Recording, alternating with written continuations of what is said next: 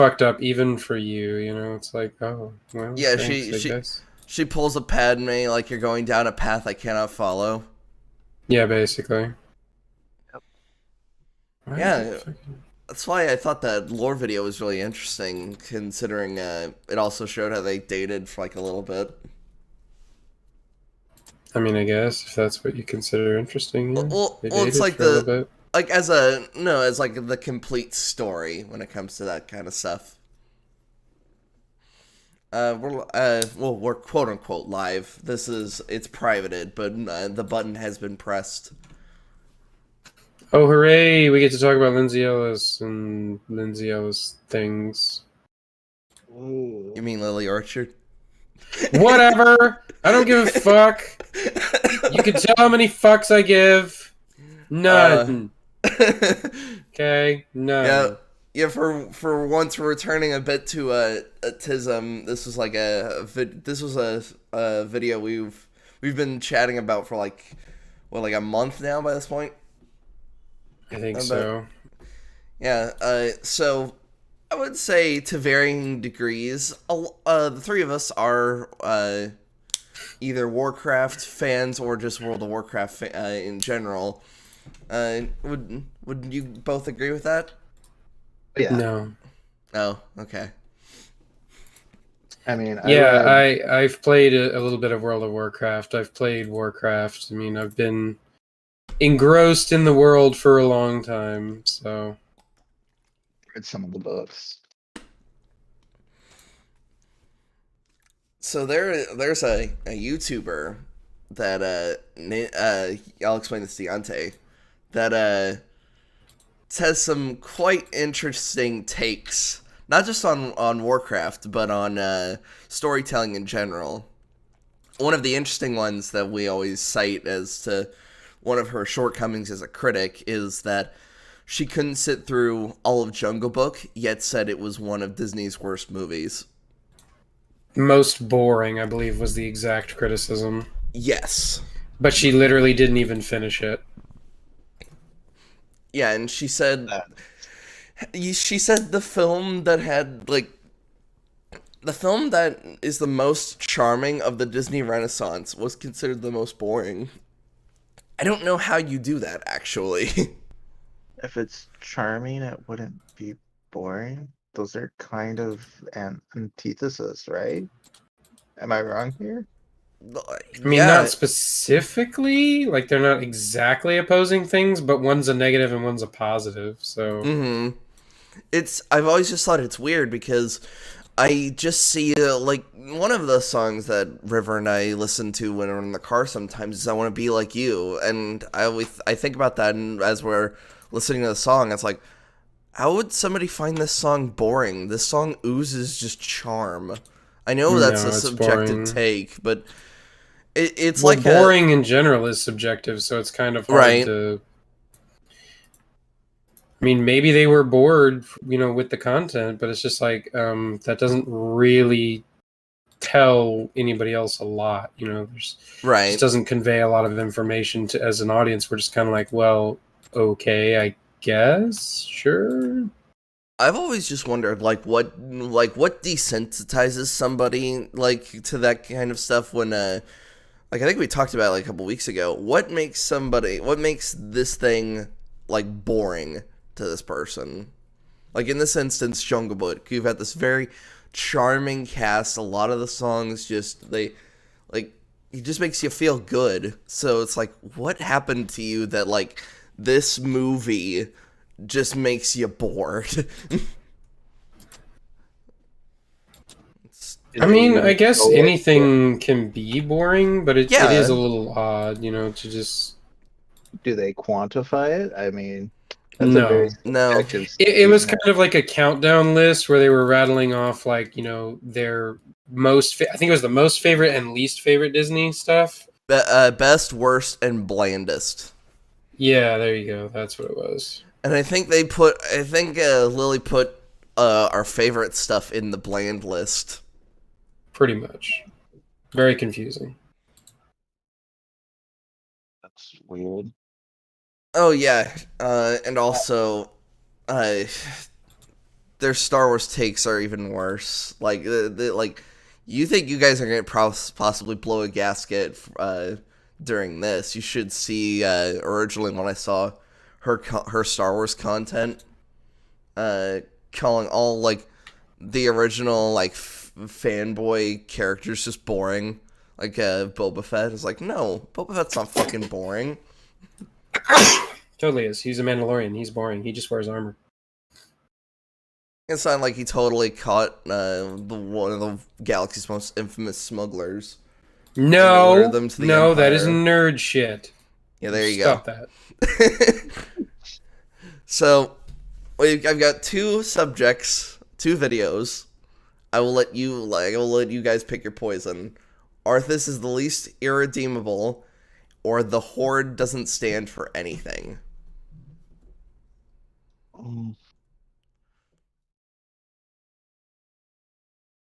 I feel like we should do the Arthas one first, because the Horde one's probably going to piss me off more. Because I've been like Horde since I started playing the game. I don't know. So. Alright, let me get that ready, and let's go. Yante, can you see everything? Yes. Oh, hold on a second. I forgot to... So, least redeemable character is the argument. Yeah, that was... I guess I would be curious to see who they think is like a redeemable character, but I really hope that they actually do that, at some point in the video. Because otherwise we're not going to really have a barometer for what they think a redeemable character is. Mm-hmm. I hope Arthas plays a part. I scrap the Sylvanas redemption, killer, Arthas redemption, and then I'm on board. Yikes.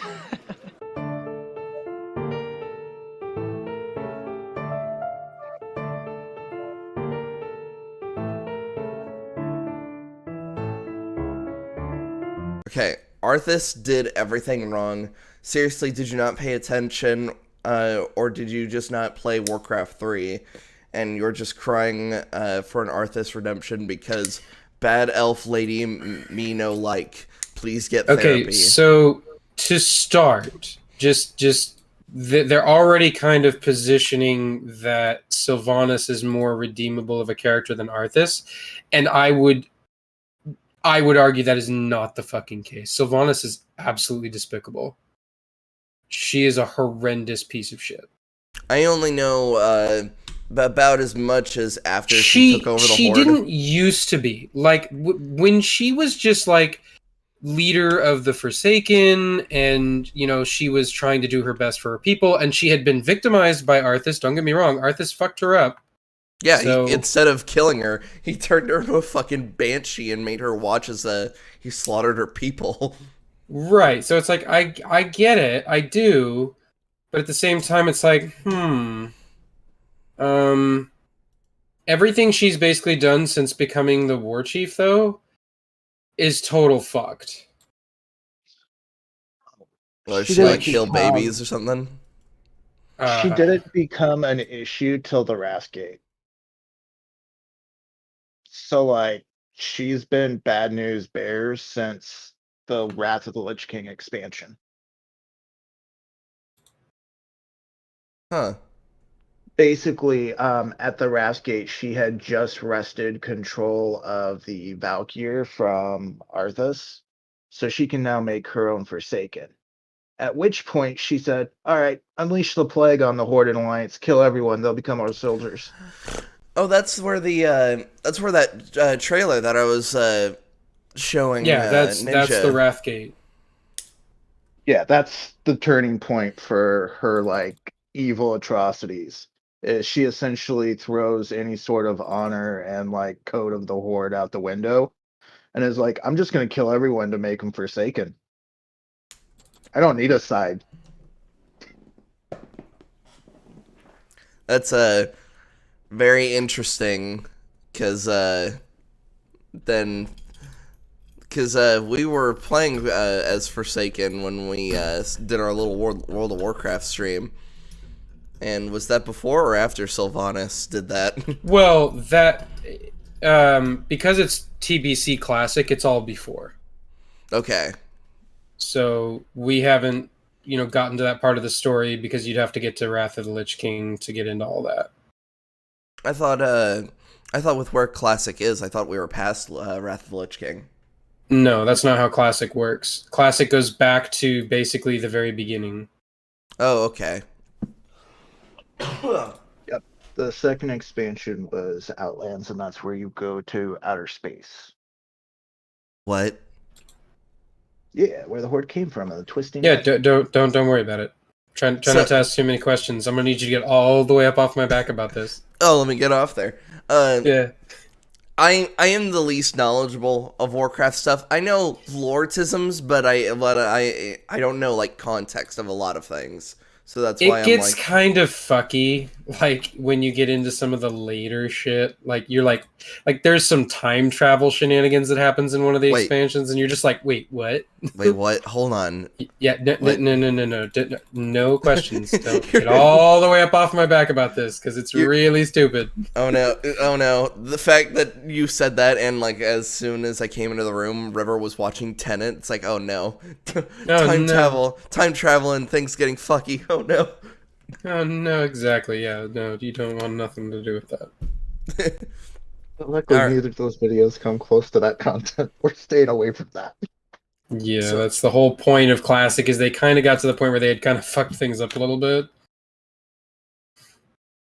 Yeah, I've enjoyed Classic. I haven't tried Retail yet, but just playing Classic with you guys the few times that I have, it's really fun.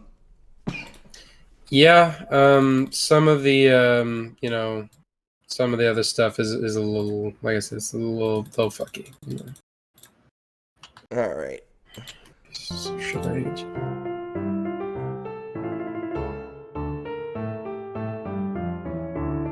In all of World of Warcraft, I don't think there's ever been a character as pivotal and important as Arthas. Arthas influenced most of World of Warcraft's story, and almost everything that happens in WoW can be traced back to Arthas in some way. Sometimes it's a significant way, like being the main antagonist of an expansion. Sometimes it's in smaller ways, such as being the first of many abusers for another.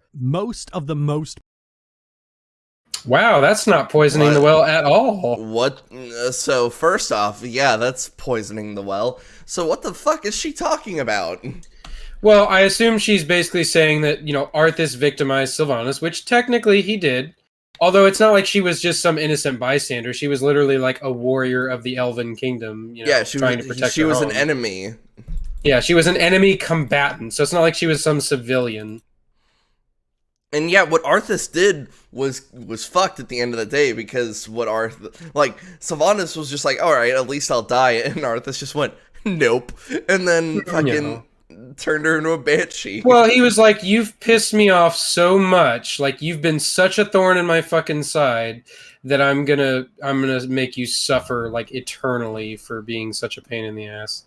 Yeah. It also doesn't help that the Windrunners basically created bad blood with his bloodline in the first war, so there's that. Yeah. Huh. Illyria, her sister, basically at a pivotal moment was like, but you're not Elven, and just left the humans to deal with their shenanigans. Wow. Yeah, she's like, I'm done helping you. We're done here. What is it with modern fantasy sure does like to make elves look like dicks. Elves are always racist bigots. That's like the stereotype for elves. Oh, it kind of is, yeah. They're right. It's they're just basically. I guess it just depends on the not the harshness of it, how far they'll go with it. Because, my example was going to be Tolkien. Elrond may have been a racist, but he wasn't just going to, I don't know, kill Aragorn the second he saw him hanging out with his daughter. Like, he hated it, but he was just like, ugh. Meanwhile, especially since with Slur, we've been dipping our toes into Age of Sigmar, elves are, committing, war crimes every fucking day. It's like, what the fuck? Yeah. It's the polar opposite of Tolkien. popular characters in WoW have some ties to Arthas in some way, and he's the one character that most people are familiar with. Which is why it frustrates me that in recent years there's been this push from the seedier and disgusting sides of the community to demand that Arthas get a redemption and insist that Arthas did nothing wrong, which they also did with Garrosh at the same time, demonstrating first and foremost that men really should just hey, not be there's allowed- another piece of shit. Oh, hold on. Let's Garrosh Hellscream is absolutely a fucking asshole. I fucking hate that dude so much. hold on. You let's let her finish what she was just about No! to say. You're not allowed to talk. Fucking Orchard. Ellis, whoever you fucking are. They also did with Garrosh at the same time, demonstrating first and foremost that men really should just not be allowed to have opinions ever. So let's talk about Arthas. Also, that's not a horrendously horrible thing to say or anything, you know what I mean? Like, that's, it's not. that's Oh, yeah, just men aren't allowed to have opinions fucking ever, I guess. Yeah. Alright, noted. wow. This is, Okay. yeah, it's just one of those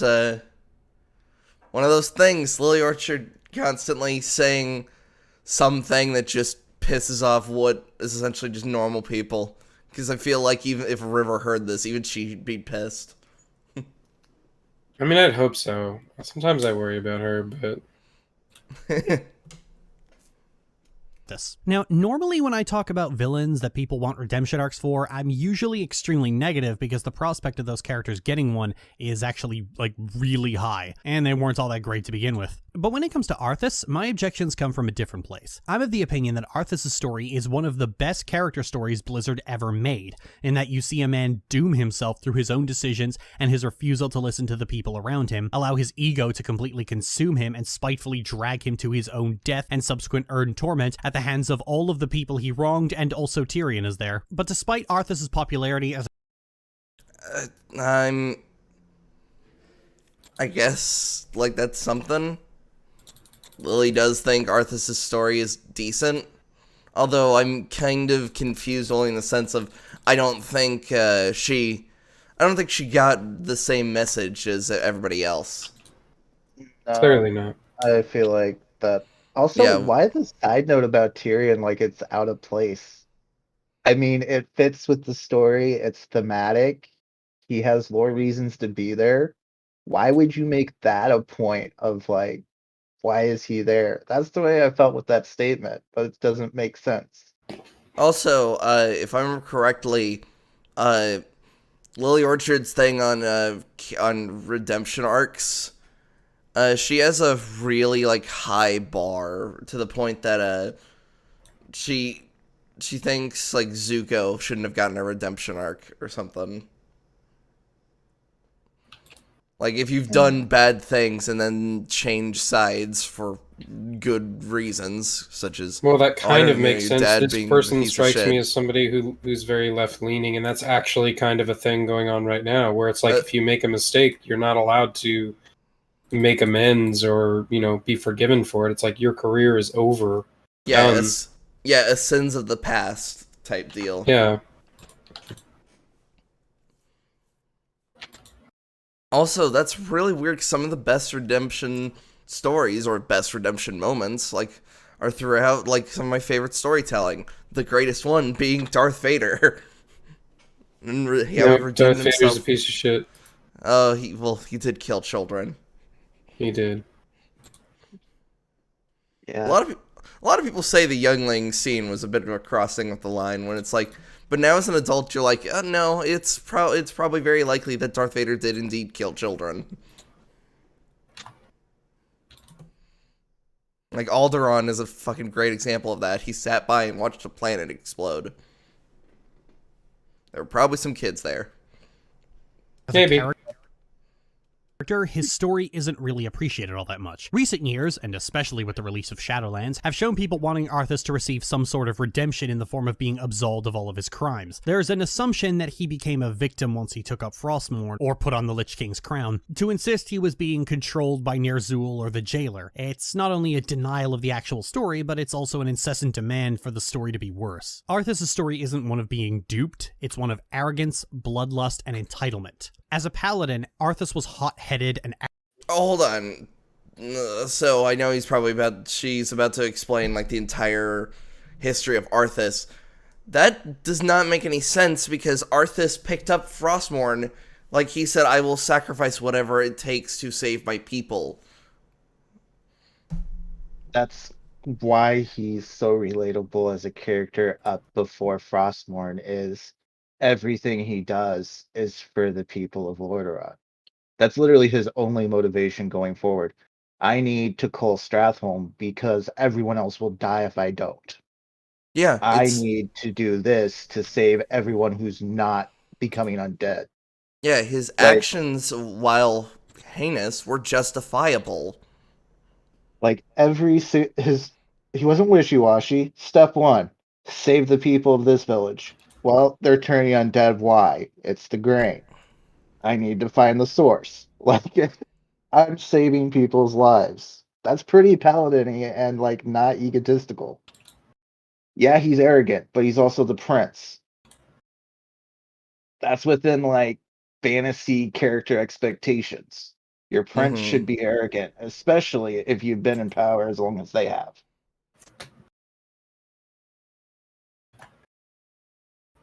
Arrogant, and it often didn't take much for him to rush to eradication as a solution for his problems. These orcs will never surrender. Then let's get in there and destroy the beasts. Remember, Arthas, we are paladins. Vengeance cannot be a part of what we must do. If we allow our passions to turn to bloodlust, we will become as vile as the orcs. Throughout the entire campaign, That's not vengeance. That's the fact that the orcs have been slaughtering people, if I remember correctly.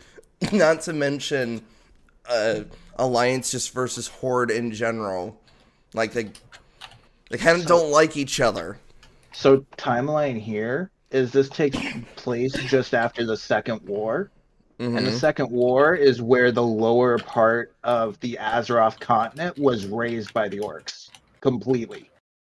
Like Stormwind, all that, gone.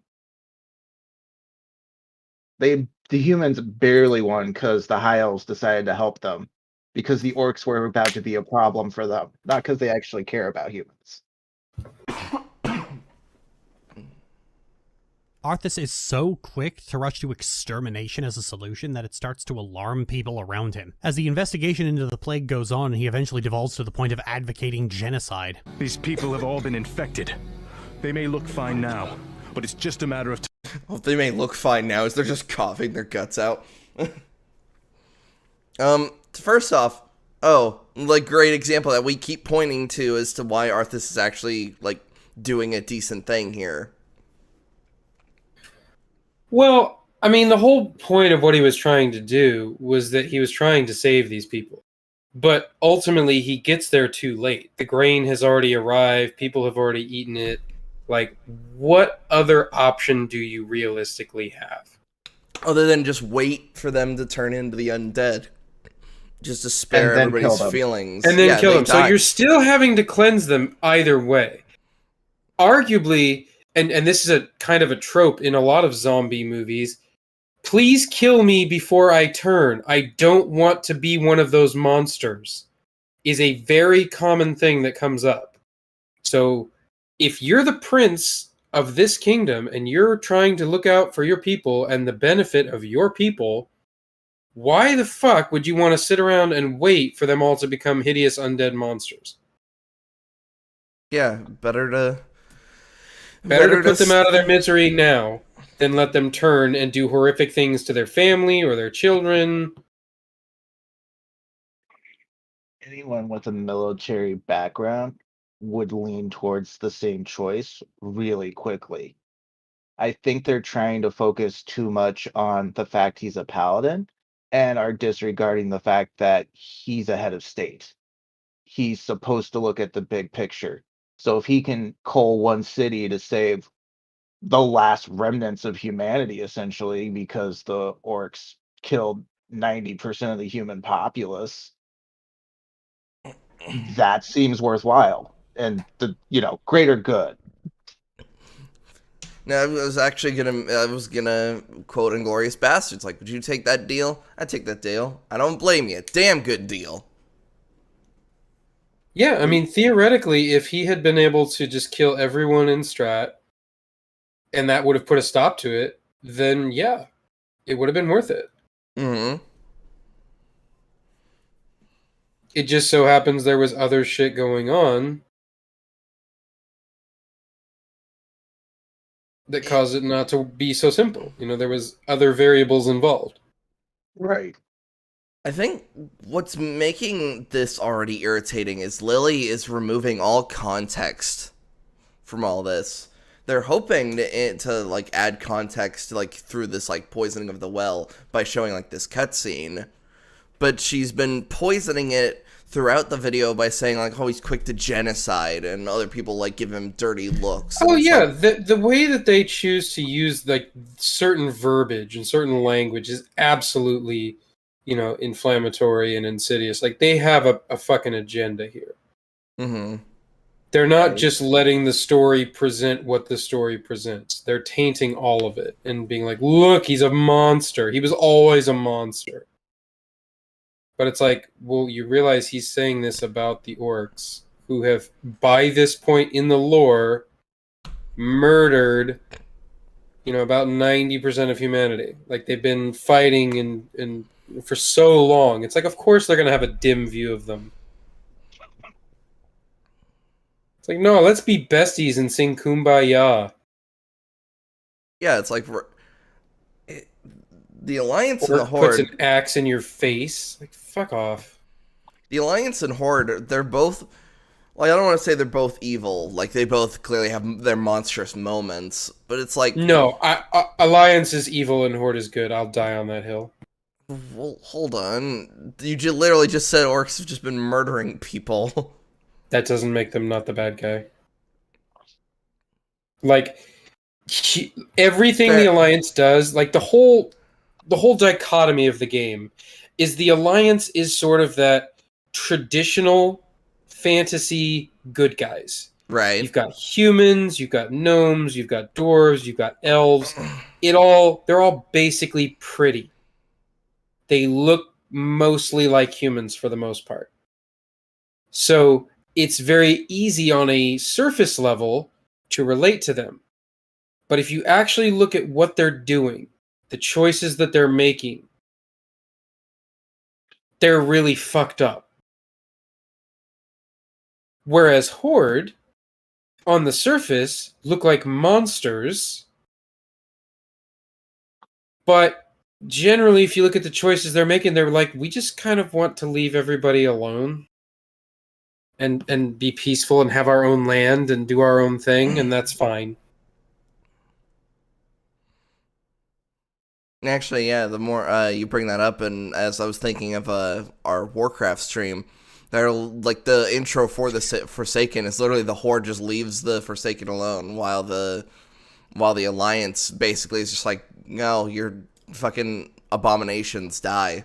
Well, yes, but part of that is because the bulk of the Forsaken are basically living in the ruins of Lordaeron. Yeah. So, obviously, the humans have some beef there. Mm-hmm.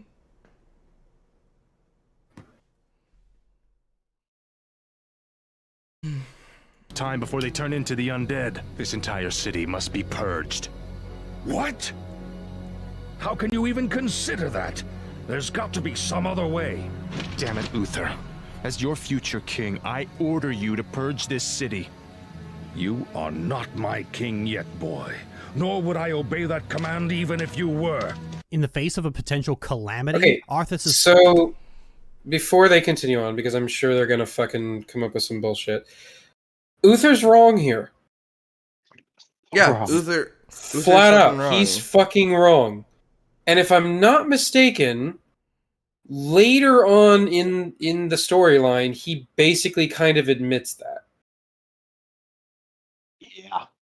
So, Uther bails out and Jaina bails out. And leaving Arthas and like a few troops to basically deal with this shit on their own.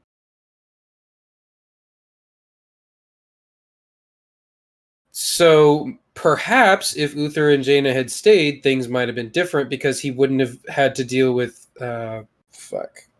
The demon name. that basically Yeah, the challenged fucking him. demon. Mal'Ganis. Yes. Like, that would have probably not have been such an issue if Uther and Jaina had stayed by Arthas' side. So there is a legitimate, logical argument that you could make where it's kind of Uther and Jaina's fault. Yeah, to an extent. They certainly didn't help the situation. No. They were like, oh my god, you're doing this really horrible thing. Well, instead of actively trying to stop you, we're just going to walk away and hope you don't do something horrific behind our backs.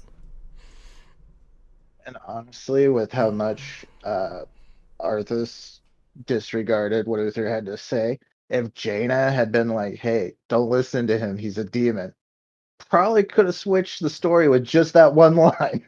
Well, yeah, Jaina, like the trusted companion of the prince and former lover. Yeah, Arthas would have kind of maybe fucking listened to her. Right. It's like, oh, you're right. Sorry. Like, we still have a job to do, but thank you for not letting this demon into my head. Right.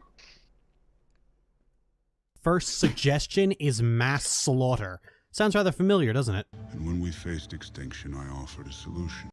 Okay, hold the fuck on. Fucking wow. Like, that is an apples and oranges. Like, okay, one is a resources issue. One is, he's basically saying that if things continue on the way that they have been, you know, we are going to run out of resources. There's not enough to go around, so we need to cull out, but we're going to do it in a very fair way. Random. Alternatively, fucking Arthas knows the grain is in this city. He literally sees it happen.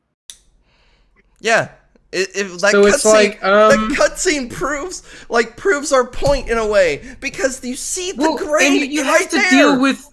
You have to deal with scale. Thanos is doing this on a galactic scale. Arthas is saying if we kill this one city, we can potentially save millions by stopping the plague here and now before it spreads. And it's not like the plague was a natural thing that was just spreading on its own. Yeah, it was an a artificial fucking created bioweapon. Magical bioweapon. Jesus. The comparison is so fucking weird. Well, again, it just comes back to being disingenuous and poisoning the well. I feel like that's going to come up a lot during this video. Is like, oh, Yeah. You're going to compare Arthas to Thanos because that's a fair fucking comparison. Not really. Yeah. Genocide. But random, dispassionate, fair to rich and poor alike. They called me a madman. Stratholme is given a lot. And the weird, like, also, I'm gonna fucking hate myself for saying this. Both of them right in their own way. So Thanos, fucking what he did was monstrous, but at the same time, Endgame, despite it being a piece of shit film, does show that some of the Earth is kind of healing, with whales in the Hudson River and shit. Like, Yeah, they do actually acknowledge that a lot of things have improved since the snap. yeah, like I hate to say it, but it's like, oh, you're kind of like it. The film is at the very least kind of acknowledging that maybe he was right. And if nothing else, a lot of the Phase 4 stuff has acknowledged that since the snap was undone, Things it's have only caused a gotten lot worse. of problems. Yeah, it's like, oh, shit, yeah, we're having a lot of issues with this. That's unfortunate. Maybe the purple guy was right. Maybe. Maybe. I mean, it did fix a lot of issues that they didn't know they had. When everyone came back, they're like, what do we do now? Well, that's because everybody became retarded. No, you need to do better. Okay? Yeah, I was immediately about to point at Geth. You need to do Falcon better. Winter You need to Soldier. make a phone call or an email or move a border. You need to do better. We need to destroy a forest. Hey, wait, no. I don't know how to fix this problem is a good thing. Oh, God. Yeah. The I'm fact glad I that- don't understand. Like, If there's one thing I've hated about them, do you know what we're talking about, Yante? Yes.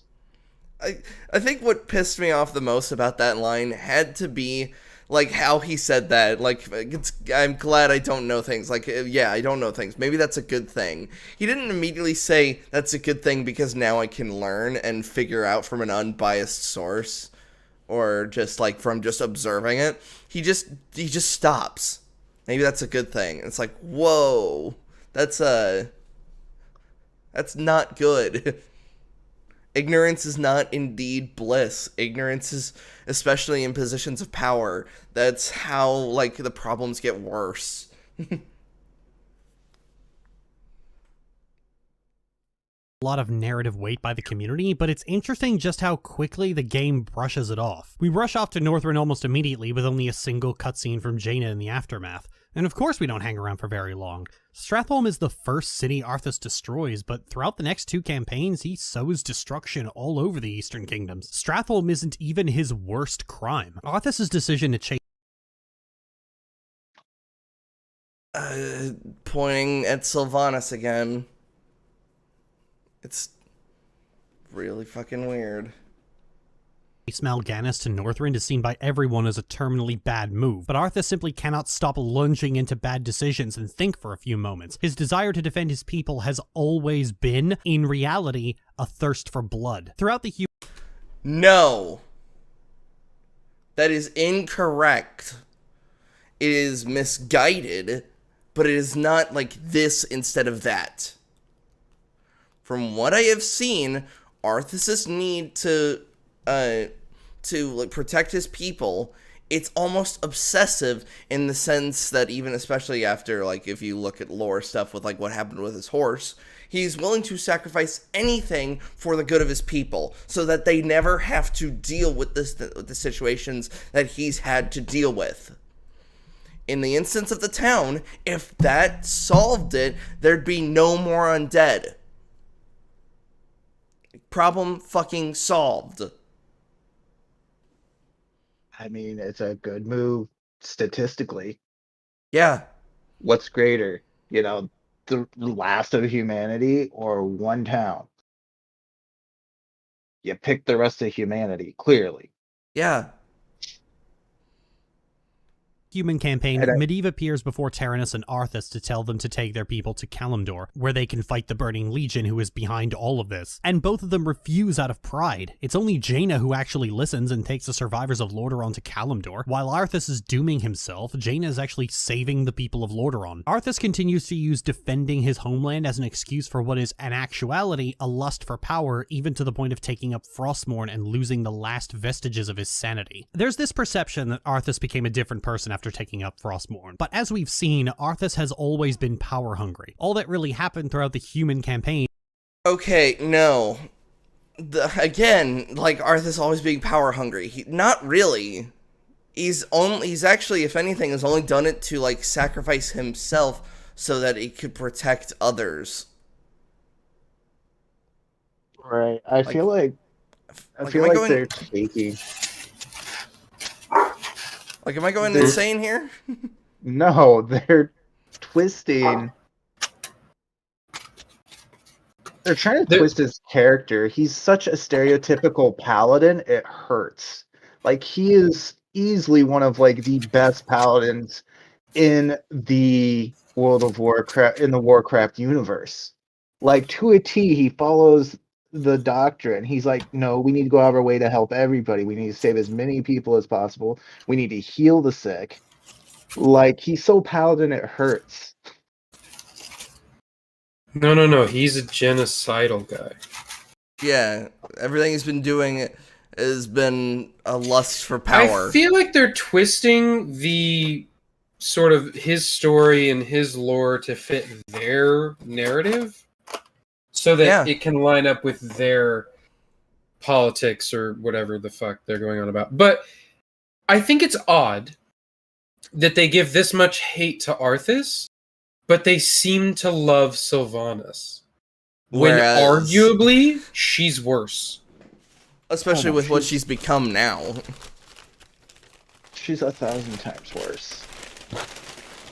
So it's very confusing for them to just be like, "Oh, Arthas is a piece of shit," but yay, Sylvanas, slay queen. It's like, Yeah, oof. and you kind of can't help but like look. It's like, oh, are you saying this literally just because of what's between Arthas's legs, or do you actually have an argument here? And no, Lily doesn't have a fucking argument. Like, Lily is essentially taking the evidence given to her from Warcraft 3, in this case the remaster, and World of Warcraft, and twisting it to fit her narrative.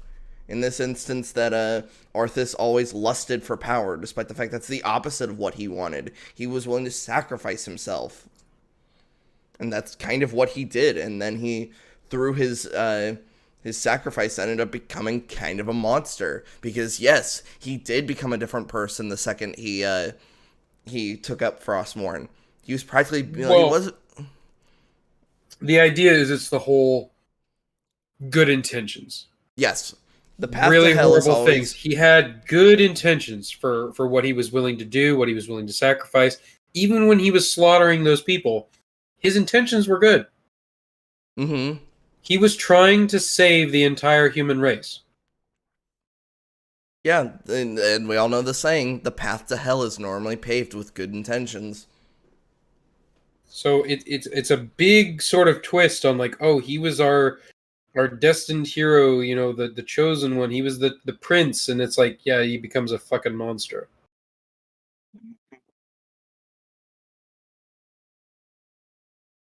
Is that the people who were reining him in steadily fell away to be replaced only by the Lich King, who goaded and enabled him further. Arthas never truly cared about Lordaeron's people. He never really wanted to defend the kingdom. He only wanted to protect what he believed rightfully belonged to him. And after killing his father...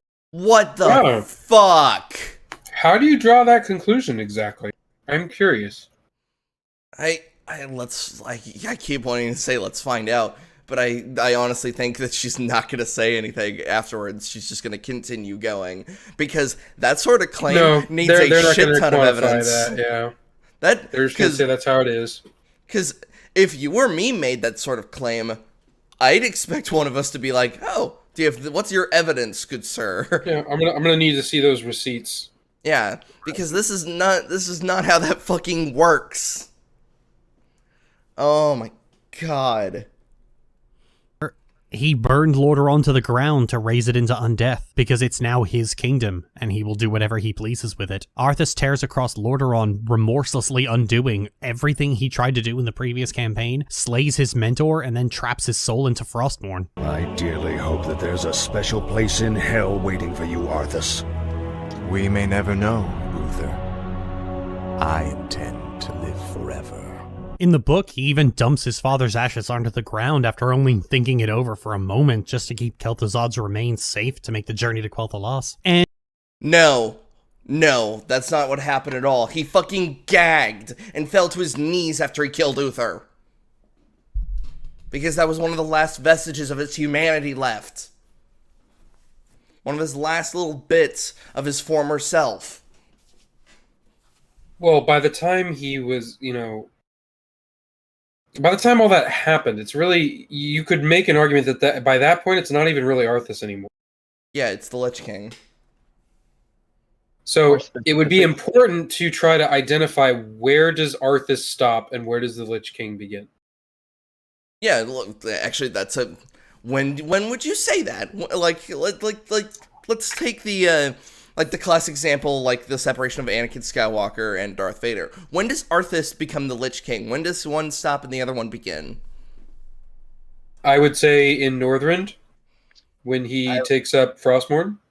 Oh, pretty much the second he touches the blade? Yes. That's fact. Literally, the Lich King is Ner'zhul, which is a member of the Shadow Council. He was mentor to Gul'dan. He was actually like on equal level of power to like major demons, like almost like he was lieutenant to Sargeras, who Sargeras is the Titan? Yes. He's a fallen Titan who basically makes demons to tear down what the Titans built. So his soul is trapped within Frostmourne. It's linked to Frostmourne, but it's trapped in the helmet. So as soon as he picks up Frostmourne and accepts the power, his soul gone. Ner'zhul could take that in half a second. Because he's already, slipping and he's not in the right frame of mind. He's like, at this point, I'll do anything. I just need to save my people. I don't care what consequences are. The whole time he's had Mal'Ganis whispering, hey, go to Northrend, get this blade, do it.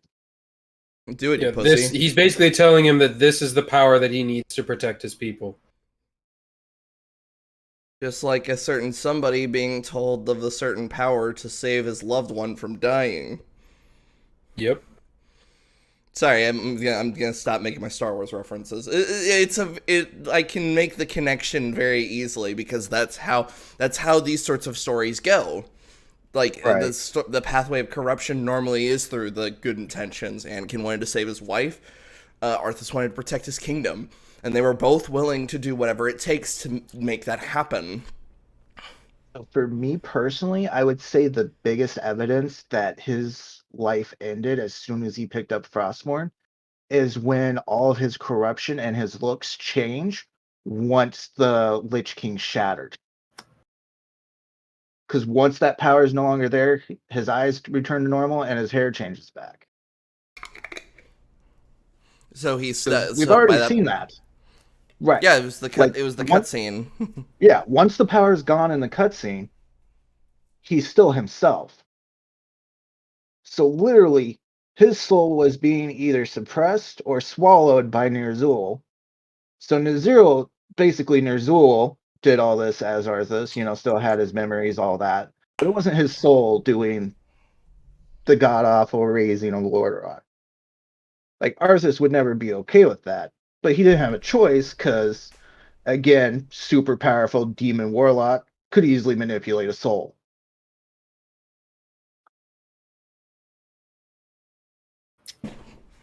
And then now we get to see the thing that's going to make Lily Orchard cream her fucking pants.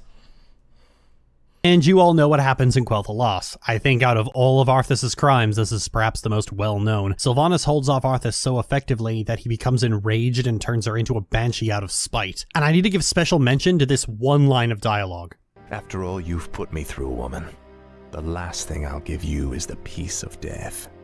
This one line where Arthas is practically whispering into the player's ear is creepy, it's disturbing, and for me, it's actually extremely triggering, and it's probably one of the most excellently delivered lines in the game. It's the Undead campaign where Justin Gross really shows off his talent as a voice actor in how he portrays Arthas's almost sneering sadism at times. I didn't know what it held. Nor does it matter. I'll take what I came for one way or another. And we all know the story from there. Arthas rips Sylvanas' soul apart and turns her into a banshee. He lets Sylvanas keep her self-awareness, which was unusual for undead at the time, just to make her watch as he destroyed her homeland, unable to stop and unable to even exert her own will. Then he continues to torture her for the better part of a year afterward, while insisting that it was her fault that she was even in this position in the first place. He even keeps her body in an iron coffin to find ways to use it to further torment her, and spends the next year taking out all of his anger and sadism on this one woman. Arthas' torment of Sylvanas is read by many as abuse and by many more as rape. It's simply What the fuck? Pretty sure none of the stuff, like not even the books, went that far.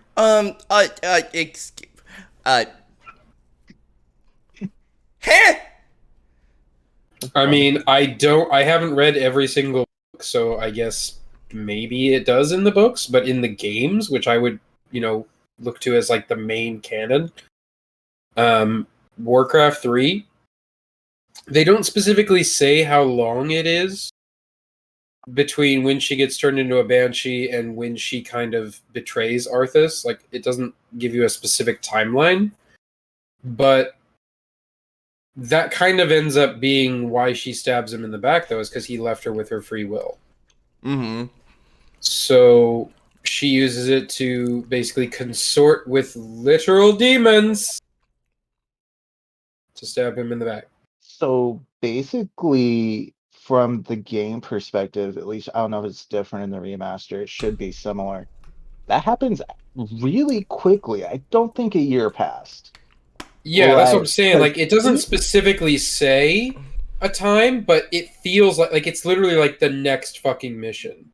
yeah, literally, it's like he slashes the Sunwell in two, and then the next mission, she stabs him in the back with a poisonous arrow This just to escape with feels her banshees. this feels so weird, especially coming from like us who recently covered an arc all about rape monsters. Like we This I'll give them the benefit of the doubt. Maybe it's in one of the books. Maybe that's where they're pulling some of this stuff from, but it's not in the games at all. It's not even in WoW. Like, it's not in Warcraft 3, it's not in WoW. So at that point, best case scenario they can make for their argument is that it's EU. But I wouldn't say that it's, the canon storyline of Arthas and Sylvanas, because he basically, it was just that. It's what they showed. He's like, you have pissed me off. You have been a massive fucking thorn in my side. So now she's like, finish me quick, put me out of my misery. And he's like, fuck you, no. You've been a bitch, so I'm gonna turn you into a banshee. and I don't know. I almost don't even want to make the EU excuse because like if we're not allowed to do that for like Predator or Star Wars, like I've like no games only in this instance. So her argument's completely out the fucking window. Well, even if that was the case, Sylvanas still does some really fucked up shit. Yes. Like, she basically is the embodiment of hatred towards Arthas, which, okay, fine, sure. But it's not like when she comes back as a banshee, she's like, oh, I need to help protect the elves, and I need to save my brothers and sisters. No. She's a fucking monster. She's like, I'm gonna fuck Arthas up because he's a dick. I She don't care about my literally... homeland. Nope, she's like, I don't give a fuck about my homeland. I don't give a fuck about anybody who gets in my way or any, casualties, collateral damage, nothing. I will literally consort with demons to gain the power that I need to stab Arthas in the back, because that is my only thing that I fucking care about. And it's not until after she does that she's like, oh, well, I guess I'm kind of in charge of the Forsaken now, huh? Yeah, it becomes the argument, oh, for fuck's sake. It's the thing of, she's almost a literal embodiment of the vengeance story that she thinks Arthas is about. Her whole story arc is vengeance. In fact, when she realizes she has control of the Forsaken, she sets up the structure and like the research of the society with the intent, literally, to wreak more vengeance upon everyone else. Oh yeah, it even goes to the point that that they use Undercity as their HQ. Literally Arthas' fucking homeland and his fucking just his home in general as their home base. What is more vengeance than doing that? Oh yeah, she's flipping him the bird by having Undercity, in the ruins of Lordaeron. Forsaken literally traipse across the tomb of his dad. Like, you can sit in his throne in the game. Yeah. It hits too close to home for a lot of people to be read as anything else. This is why Sylvanas is often called an abuse or rape survivor, and it's one of the main reasons why calls for Arthas' redemption are so ghoulish. Okay, whoever made that fan art, that's a bit of an image, because he was on a horse. That's a very interesting picture. Because Arthas' actions here are simply too personal and too sadistic to be the work of the Lich King controlling him. What Arthas does to Sylvanas is personal, and the sheer unbridled sadism with which he does it is nothing short of disturbing. It's too disturbing. Ner'zhul has no reason to endlessly torture someone like this. He doesn't care about... He's a fucking demon! Literally what he does. He wants to torture all life. That What is the demon fuck? MO. You want a clean death, or I can make you serve me eternally. But I'm going to give you free will so you can watch me. That is straight demon logic. What are you talking about? That is so Ner'zhul. That is exactly what he'd do. That's his MO. What the fuck? Wow. Jesus, this is fucking, like... That statement is such bullshit that it literally just came out as a fucking sneeze. Jesus Christ. Well, and I assume their biggest problem with this line is the part that says woman. Like, it's not the greater context or the fucked up implications that they really care about. It's the fact that he called her woman. roadblocks as But long as... again, at this point, you can see in the picture, he already has Frostmourne. His hair has already changed. This is not Arthas. Right. All of this is Lich King shit. his long-term goals are fulfilled. The Lich King's slaughter is dispassionate. It's a means to an end to raise more undead. It's never this personal for him. This is all Arthas. If there is ever one thing to take away from Arthas' story, it's that this is the ultimate turning point of him from just another fallen hero archetype into something truly disgusting and monstrous. And so Arthas defiles the Sunwell and continues to murder and pillage his way across the world until he eventually becomes one with the Lich King, and this is where things get interesting. In the book, there's a scene towards the end while Arthas is in hibernation, where he's arguing with Ner'zhul and his own conscience. Both are trying to pull him on different paths. Ner'zhul wants Arthas to merge with him so he can have complete control, and his conscience wants him to repent. Arthas' response is to destroy his conscience, and then destroy Ner'zhul and take control of the Scourge for himself. There was a lot of debate about Ner'zhul being destroyed after Sylvanas broke the helm, but in truth he was destroyed long before then. Arthas was... What? You're gonna have to feel that one, Yonte. I think that involved a lot of Shadowland shit. Alright, so I hadn't read the book. That's interesting that they had that conversation. Again, obviously, Arthas is still in there to some point because, you know, he turns it back after the helm's destroyed. And I think that the part of the book contradicts the lore, because after you defeat Arthas in the raid, Bolvar Foredragon even says, I can feel Ner'zhul's presence. He's like, leave me alone. I have to fight him and his corruption. So if he was broken like it says, which I highly doubt because he's Ner'zhul, Bolvar wouldn't have had to spend essentially, like, I don't know what the timeline was, 3 expansions? Let's see,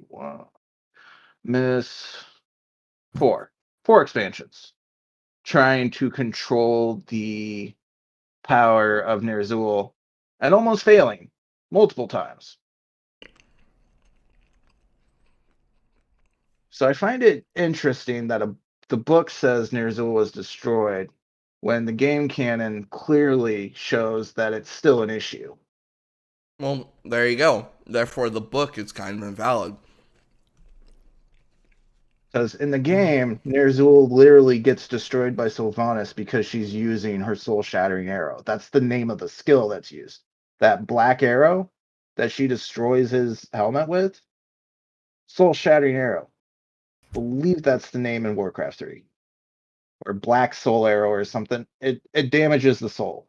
So if you have a soul that was previously damaged, such as Ner'zhul's, multiple times, you know, fighting Arthas, fighting Bolvar, because in most of these situations, across every fantasy archetype, soul control is always a wage between two people's souls.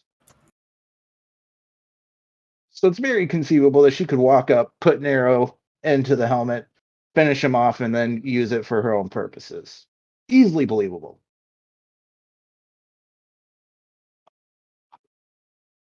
Huh.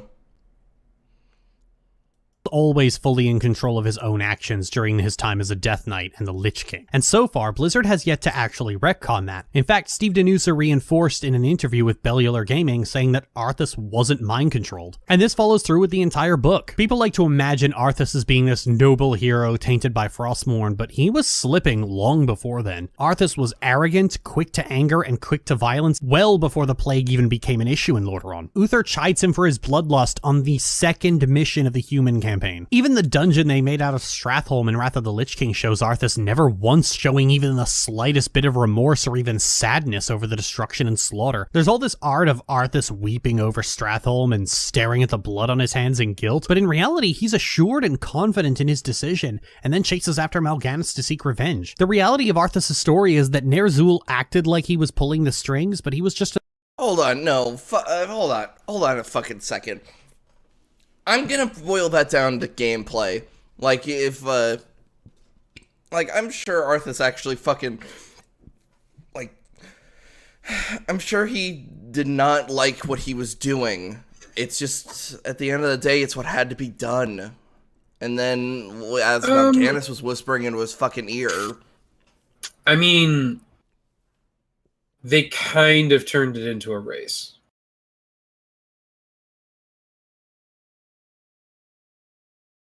That might be a gameplay separation. I mean, yeah, you could make that argument, but either way, basically, Mal'Ganis was essentially killing people in Stratholme, and so was Arthas. So, but again, it was, you know, am I going to let Mal'Ganis, because Mal'Ganis was killing people, and if I remember correctly, basically turning them into undead. Yes, he was forcing the transformation with his magic. Whereas Right, Arthas was trying to stop him from getting more troops. Right, he wanted to essentially do the mercy kill thing, so that's why it was a race. So even without the whole gameplay angle, it's still like, you know, I would rather kill them by my own hand than let Mal'Ganis take them or let the plague have them. Yeah, makes sense. I just feel like they are blatantly disregarding the head of state angle. Like, if you look at it as someone with that much power, his actions make a lot more sense. If you look at it as just like a paladin, yeah, okay, he did messed up stuff. He didn't follow the light. He's bad. Cool. But it's not black and white when you're in charge of that many people. It's just not how life works. I still wonder, like, because I think even that lore video brought up how the light faded when he was slaughtering that town. And my first thought immediately was, like, that's kind of weird because he is kind of, in a way, embarking on a holy crusade to, like, prevent the undead from spreading. I don't know, I might be thinking it from D&D rules. The best case argument you could make is that, you know, even though he had good intentions, what he was doing was really fucked up. Yes, I get that. But again, what is the fucking alternative? Yeah, just wait till they turn into zombies and then it becomes an even bigger problem. No. Yeah, the plague spreads and it gets even worse. And now you have to kill even more people. Which, again, you don't have that fucking many of. Because of your war with the orcs. You also have to think of how close Stratholme is to the last bastion of humanity. There aren't that many left. There's like 500,000 tops, maybe 1 million. It's literally a 20-minute jaunt, basically, from Stratholme to the throne. If you don't have that many people, and the plague travels really quick, because it's only in one mission where like 3 towns get wiped out before Stratholme. Yeah, because of how fast the grain moves. You're literally in panic mode to stop the plague from spreading. And then you have basically in front of you the proprietor of this plague Like, well, there's nothing you can do about it. We've already got grain distributed everywhere. You're hosed. It's also, it doesn't help that his father did not institute a fucking quarantine. Right? I forget what his deal was. I'd have to look it up. But I It know was in the towards the It was in the intro cutscene of Warcraft 3. I will not institute a quarantine without further proof. And as far as I was concerned with the seeing, like, everything else, that proof never reached him. It's like if he had just set up the quarantine anyway, I would have, like, this would not have gotten as bad as it had. But that's a hindsight being 2020 thing. I think he had something going on with him demonically as well. So, but I'd have to fact check that. And these demons sure do love controlling people. Yeah, lots of people all the time. It's another casualty to Arthas' lust for power, and he has never once not been in control of his own actions. Arthas, as a character, has always been driven to rage when people get in his way, and his story... Are they basing that off of the book stuff? Because, I mean, they said that it came up in the book, and then they said that Blizzard hasn't retconned it. But I feel like Blizzard doesn't have to retcon something from a book. Because as far as they're concerned, it doesn't matter. Like, if the books aren't hard canon, and they're all basically EU stuff, it's not on Blizzard to retcon something that happened in a book. They don't have to respond to it, because as far as they're concerned, it's basically the equivalent of fanfic. It doesn't exist. But in the game's canon, Arthas was absolutely mind-controlled. Like, everything that happens once he picks up Frostmourne and gets the armor and changes his hair, even before he puts on the fucking helmet, is all basically Ner'zhul's will. Yes. And that is corroborated by, like Yante said, the next 4 fucking expansions, even after the Lich King is defeated, Bolvar's struggling to deal with Ner'zhul as well. Right? It's actually in the Legion expansion. They came out with class halls, and the storyline is you serve the Lich King as Bolvar, and he's like, at first he starts off very hands-on. He's like, all right guys, we're doing this to help people, we're doing this to fight the Burning Legion. And towards the end, he's not even talking to the 4 horsemen, which are like his lieutenants. He's like, get away from me. Nope, go away. Don't talk to me, don't communicate with me. It's because he was losing.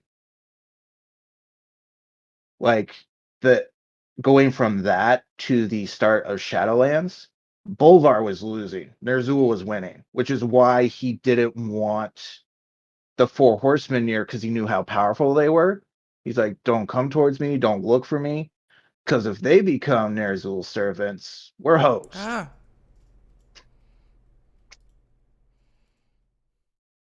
Like, that's the entire plot point going from the end of Legion's Death Knight campaign to the beginning of Shadowlands Sylvanas arc, is she's working with the 4 horsemen to take out the Scourge, who are gathering to Ner'zhul right before, shit hits the fan for the latest expansion.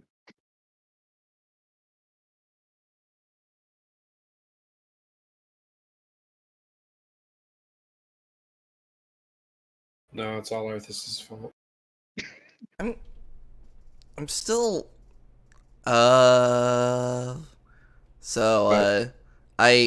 was just curious. I googled Sylvanas rape allegory, and Lily Orchard's Tumblr immediately popped up.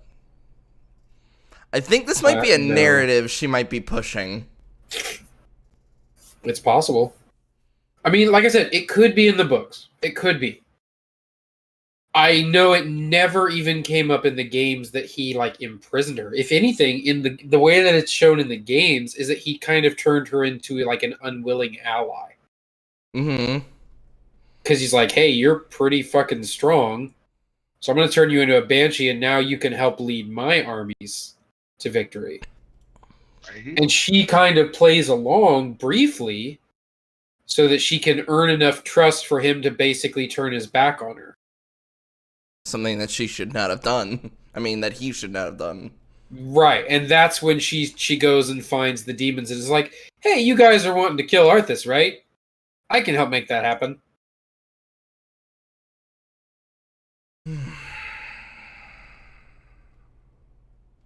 Both in the book and in-game reinforce that. In the Halls of Reflection, when an Alliance party speaks to Uther, Uther makes reference to the idea that the piece of Arthas that still lingers inside the Lich King may be all that's keeping the Scourge from eradicating Azeroth. This is one of the many arguments used to support a redemption for Arthas, in that he's no longer in control and he's subjected to the whims of the Lich King. But when you finally get to the final boss fight, you learn that the real reason he hasn't unleashed the Scourge like Locust is because he was waiting for the champion to come and fight him so that he could kill her and raise her into a harbinger of death and destruction and make the Scourge completely unstoppable. People suspect he's still a good person deep down, and he openly says no. But this moment stands out for me for different reasons. Because that's not Arthas. That's the Lich King. Of course the Lich King's gonna say whatever the fuck he's gonna say. Because, like, as we keep bringing up, the second the helmet is destroyed, Arthas is freed. Right? Yeah, it's really not that complicated. Also, no, the champion... I don't know if you guys noticed that slide thing about the champion being a woman, like your character, and it's just like, it could be either or. Fuck off on that. You're a custom character. You have no agency. Reasons. It's not a revelation about Arthas, but about Uther. It's evocative of a scene in Return of the Jedi when Obi-Wan tells Luke that Anakin Skywalker ceased to exist and became Darth Vader, that Anakin Skywalker is dead. But the main point of Anakin's story is that Obi-Wan is wrong. Anakin never died or became a separate personality. He's sunk so far into grief and regret that he's tried so hard to forget everything about his old life, because it only causes him pain. And he becomes angry when someone reminds him of it. It's an extremely unhealthy coping mechanism to try and put the past behind you in every possible way. And ultimately, Anakin proves both Obi-Wan's assertion and his own to be false. The assertion that Anakin Skywalker died and was replaced with Darth Vader is something that Obi-Wan tells himself because he just can't accept the reality that his friend and student would willingly turn to evil. Uther is Obi-Wan. Then the prequels kind of fucked that up, because then he was basically tricked by Sidious, but that's beside the point. Don't make Star Wars comparisons. That's my job, lady. Well, I also feel like it's odd that somebody who is sort of progressive and would like support the idea of, like, let's say somebody with split personality or multiple personality or even bipolar. So how is it that Darth Vader's not an alternate personality? Like, what else would you fucking call that? I have ceased to be Anakin Skywalker. I am no longer going by that name. I am no longer held to the beliefs and ideals that person was. I am Darth fucking Vader. Even to the point that in the history books, as far as they were concerned at that moment, Anakin Skywalker died with the rest of the Jedi. Literally identity disassociation. It's an actual medical term. Like, actual medical thing that happens. And as far as it is concerned, it is a separate personality, because the one thing that brought Anakin back was the love of his son. Until then, like, there's been multiple moments, even with Disney's canon or just any of that kind of stuff, where people have tried to bring Darth Vader back, or that he's, like, tried to bring Padme back from the dead. It doesn't fucking work, because they don't have that connection to him. They won't have that connection that later Vader would have with his son. And that's the catalyst that brings Anakin back. It's why once Palpatine tells him the hologram that this is the son of Anakin Skywalker, and the second he cuts off his hand, he's like, hey, we could destroy the Emperor and we could rule the galaxy as father and son. As far as the Emperor, as Vader was concerned with the Emperor, he's on a fucking time limit. There's a fucking huge difference between Arthas and Darth Vader when it comes to their stories. And Lily Orchard, that was such a disingenuous fucking comparison. And just wrong. Obi-Wan in this scenario, unable to accept what became of his pupil and inventing a reassuring fantasy to avoid accepting it, even as he suffers the torment of Frostmourne. It's a sobering moment, and you really feel sorry for Uther being unable to accept the truth, and he probably never will, because when you find the silver hand badge on Arthas' corpse, he flat out says that the memories of Arthas before killing him are the memories that he chooses to keep. Uther willfully admits that he's going to continue lying to himself. And that's actually really heartbreaking. The entire attitude around the chest is sad, really. When you kill Arthas as part of the Shadowmourne quest, he drops an item called the Sealed Chest. When you take it to Darien to open it, you discover that Arthas kept several sentimental trinkets from his days before the Scourge. A locket from Jaina, a badge from the Silver Hand that Uther bestowed on him, and a training sword from his days training with Muradin. They're all rather bittersweet trinkets that a lot of people use as proof that Arthas still had his humanity. But what stands out to me is that all of these trinkets represent people he failed or betrayed. These people were Arthas' friends in life, and all of them were gravely hurt by him. And when you turn them into their owners, they all have rather depressing reactions. Jaina believes Arthas will be free from the grip of Frostmourne, and Muradin blames himself for what Arthas has become for finding Frostmourne in the first place. What truly hammers in just how heartbreakingly in denial all of them are, is that among this chest of sentimental and nostalgic trinkets, there's also a vial of blood that he took from...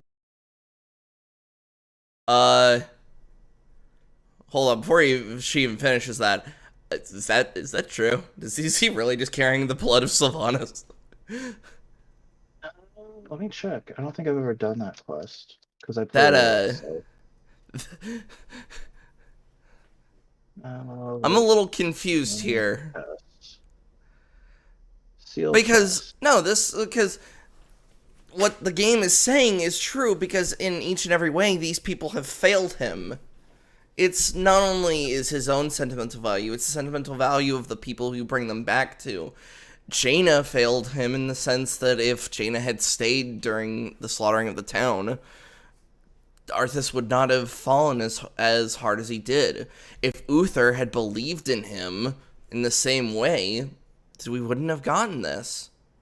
And with Muradin, that's because he led him to Frostmourne. Muradin became the final catalyst in finding the blade itself. The thing I'm a little confused on still, though, is the blood of Sylvanas. That's weird. Yeah, so there's 5 things. You get Alexandra's Soul Shard, Jaina's Locket, Arthas' Training Sword, the Badge of the Silver Hand, and Blood of Sylvanas. I didn't hear the first thing. What was that? Alexandra's Soul Shard? I don't know who that is. It's really weird. From Sylvanas.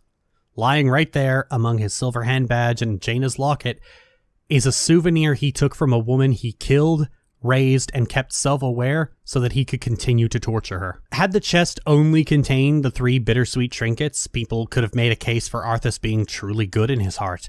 A reductive and poorly thought out case, but a case nonetheless. But this being among them paints a much darker picture of Arthas' psyche.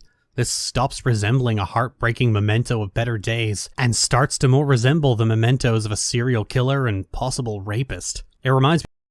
I'm gonna keep fucking doing that every time you bring this up, Lily. No. Even if because I'm just not gonna argue in the case of the book. I honestly could say, like, most of those were Arthas. I would honestly say that was just the Lich Kings. souvenir, and it shows the separation between the two. One kept mementos of their past life, whereas with two of the items you brought up, which was a soul shard, you could argue those were the Lich King and Sylvanas' blood. That could be the trinkets of the Lich King and of his victories. Trophies of war, which would be in line with the original Horde's philosophy. Yes. The more powerful / harder your opponent is to kill, the more you want to display some token, either by beheading or, like, wow, that was a really tough opponent. And with how much trouble she gave Ner'zhul, I would say that keeping a memento from her, especially something as personal as a part of their blood, is very in line with Orcish tradition from Nagrand. It's and just quickly go into his mailbox. I want to hear what he has to say about that. It's just it's one of those instances where you just look at how Lily Orchard analyzes the media, and I don't want to say they just didn't get it, but it feels like that.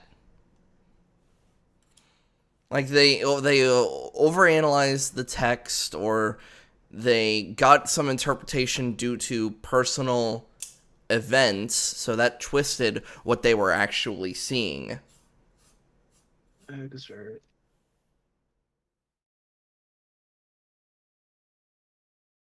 But in terms of analyzing what actually happens in the text, I just feel like she doesn't get it.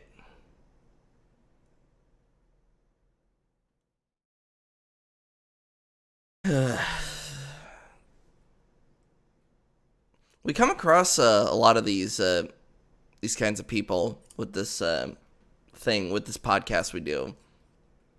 It's very interesting how we kind of come across as people that just either weren't paying attention, or that they are blatantly trying to misconstrue information to prove their own narrative. Like Patrick Willems says that like audiences aren't paying attention, and then 5 minutes later we'll bring up how come the acid blood in Alien doesn't melt through the Nostromo, when there's clearly a scene of them worried about that exact thing when they try to take the facehugger off of Kane. It's just whatever pushes their narrative, they're willing to make whatever sacrifice is needed. And at what point does that taint your message? What point does that taint your narrative to show that you're willing to just twist and bend everything to where it doesn't even resemble the thing you're trying to point at? Right.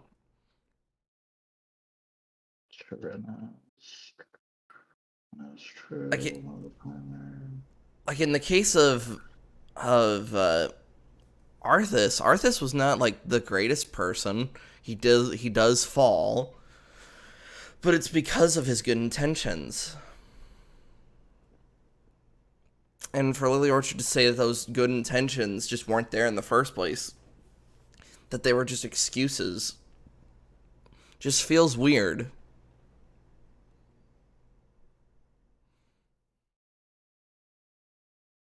Speaking of how Ted Bundy used to keep the severed heads of his victims as mementos, the items in this chest prove that, yes, Arthas still had his humanity. He was still himself deep down, and I can think of nothing to say about Arthas that would be more damning than that. The dirty bomb. That's musical copyright. Hold on, I'm gonna put it on low volume for a second.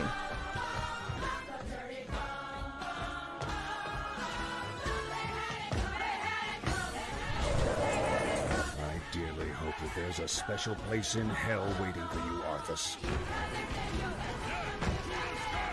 No, hold on, no, you cannot show the plague being dropped on both the Alliance and the Horde during this moment, because that was exactly what Sylvanas fucking did. That wasn't Arthas in that moment. That was Sylvanas' atrocity, but okay. Fucking misappropriation.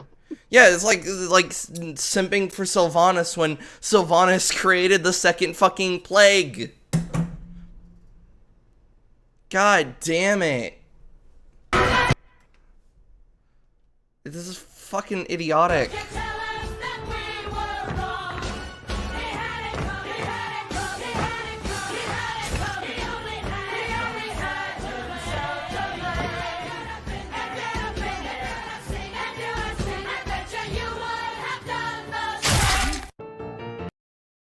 Fucking,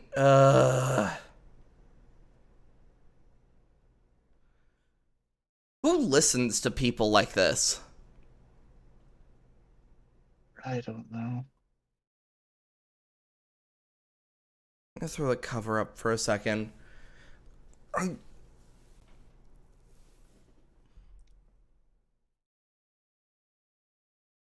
How much does Lily Orchard make from Patreon?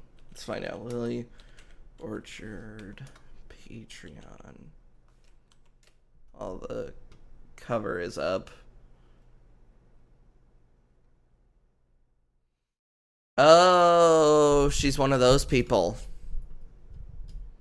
That's say the amount of patrons they have, but not the amount of money. They're not being transparent about that. Say what you will about that kind of stuff. I've always hated it. I'm pretty sure with our Patreon, I have it set to you like showing the exact dollar amount.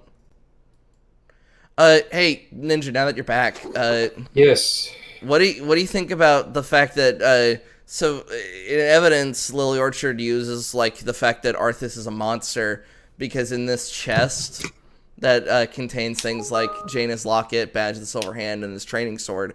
That also carries like a soul stone, which for some reason she never showed, and a blood of Sylvanas. She was saying how like that just shows how much of a monster he really is because he kept it as a trophy, and Yante and I are arguing that that's the mementos of the Lich King. Well, yes, because again, we're on the side of everything that happened after he picked up the sword is all Lich King's doing. Number two, what does the item actually do? You just give these back to, well, for some reason, Jaina's locket actually has, like, a use, but for the rest of these, you just hand them back, and, you hand that to Meriden, he's like, oh, I led him to Frostmourne in the first place. That's his, I don't remember who she said you give the badge of the silver hand to. But you give Jaina back the locket. I'm specifically giving a shit about the blood of Sylvanas. That's the What one does thing the she didn't item show. do? Oh So no, it you just gets turned into Sylvanas and turns into a music box toy that plays. It summons Sylvanas's Lamenters. Okay, so that's on Blizzard then. Like that's what? Like why does it give you 10 of them? That seems a little excessive, but either way. Well, then It's why does it just give you one. like? That's the way it's displayed. You just get one of the item. Yeah, I Oh, get. it's literally just Lament of the Highborn, which gets played for every Blood Elf. It's that song.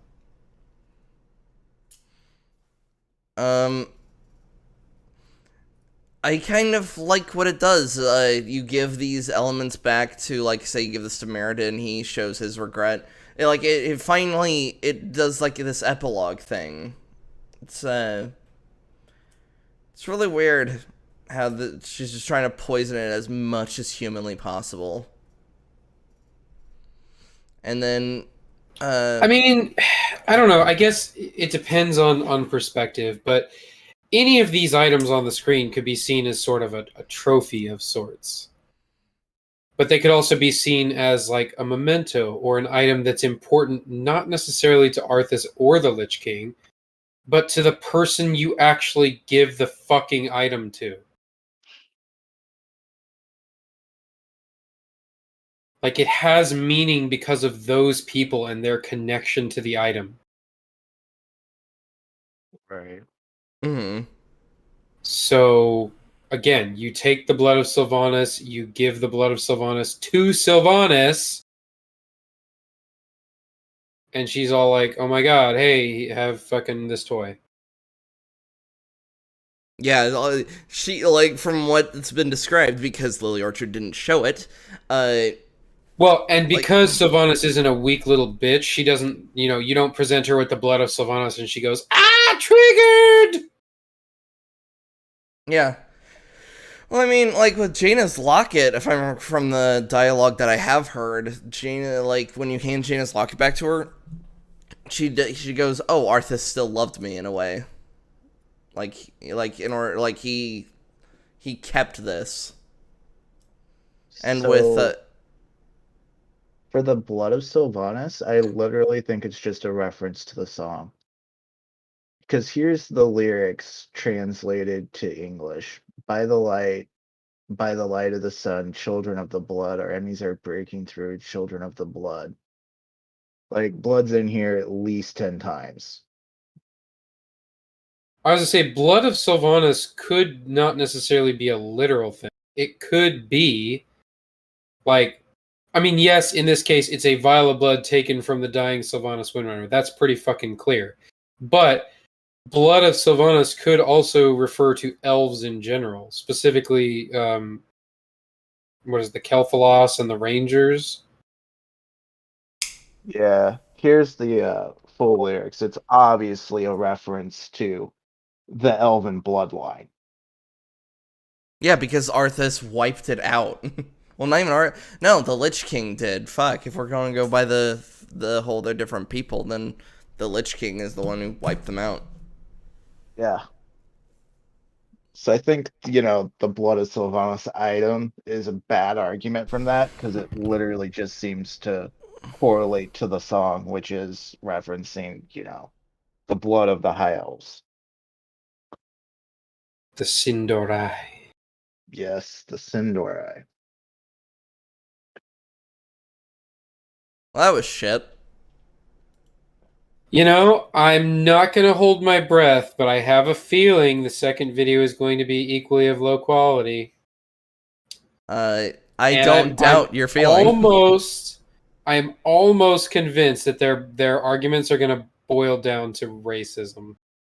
So before we start this, I want to lay some groundwork for Wyatt.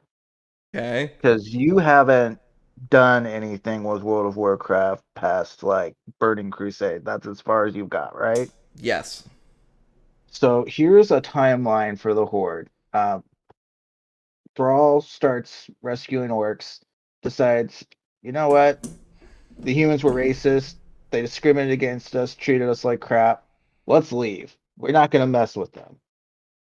Vengeance, demons, we're done with all that. Let's deuce. He meets the Tauren. Tauren are like, we kind of wander around and put up tents, but we'll help you survive. So they become allies. His whole theme and theory is we treat each other with honor. He follows the golden rule. Treat me how I want to be treated. Treat others the way you want to be treated. That's like the motto of the Horde starting off. So he builds up this huge alliance. They're actually on friendly terms with Jaina. So, they trade with them, they talk to them. They're not trying to kill each other. You have the monster races communicating with Theramore. No issues at all. Okay. Thrall steps down as war chief and promotes. Who does Thrall promote? He promotes Garrosh. Worst I feel like mistake. you've skipped a lot, but yes. I mean, if we're just touching on the highlights, then yeah. Yes, this is just highlights of war chiefs. So, Thrall steps down for reasons. That's complete. We're just focusing on the Horde. That has to do with other lore related stuff, but Thrall steps down. Names Garrosh. Garrosh Garrosh is a piece of shit. loses his mind with the power of having the war chief and imposes his racism and bigotry towards the non-orcish races upon not only the Horde but also the Alliance starting up another war. Not a good time to not be an orc in the Horde. Eventually, he dies and gets replaced with Thrall again, and Thrall's like, all right, second time's a charm. I'm going with Vol'jin. Best choice he ever made. Vol'jin's a wonderful war chief, helps unify the Horde, gives us a solid core. Well, he dies fighting the Legion, and as he's dying, he's like, Sylvanas, your war chief. Why he chose her out of everyone in the room? It doesn't really say. I don't think I've done the quests that expand upon it. As I know, it doesn't state what exactly his reasoning was. I think I have an idea. It's because Blizzard wanted Sylvanas to be war chief. Could be. There may be a lore reason for it. I don't know. But again, dying breath, he names her war chief. And that's the line of succession. So it's like the original war chief, who's the shining beacon of what the Horde should be. Not so much. Shining beacon of what the Horde should be. Not so much. Now, after Sylvanas' stuff, the Horde actually doesn't even have a war chief. They have like a council. I'm waiting for a fucking Tauren war chief because y'all fuckers are bastards. They tried to make a Tauren war chief. He got assassinated because he was going to be war chief. I know. I'm mad about it. Still bitter. So that's the progression of war chiefs. So, depending on what they point to for the Horde doesn't stand for anything, you have to remember that at certain times the leaders are horrible, but the general message of the Horde and its citizens has always been the same. All right. Let it be finished. Oh, whoops, hold on. I forgot to throw the thing down. There we go. Y'all ready for this?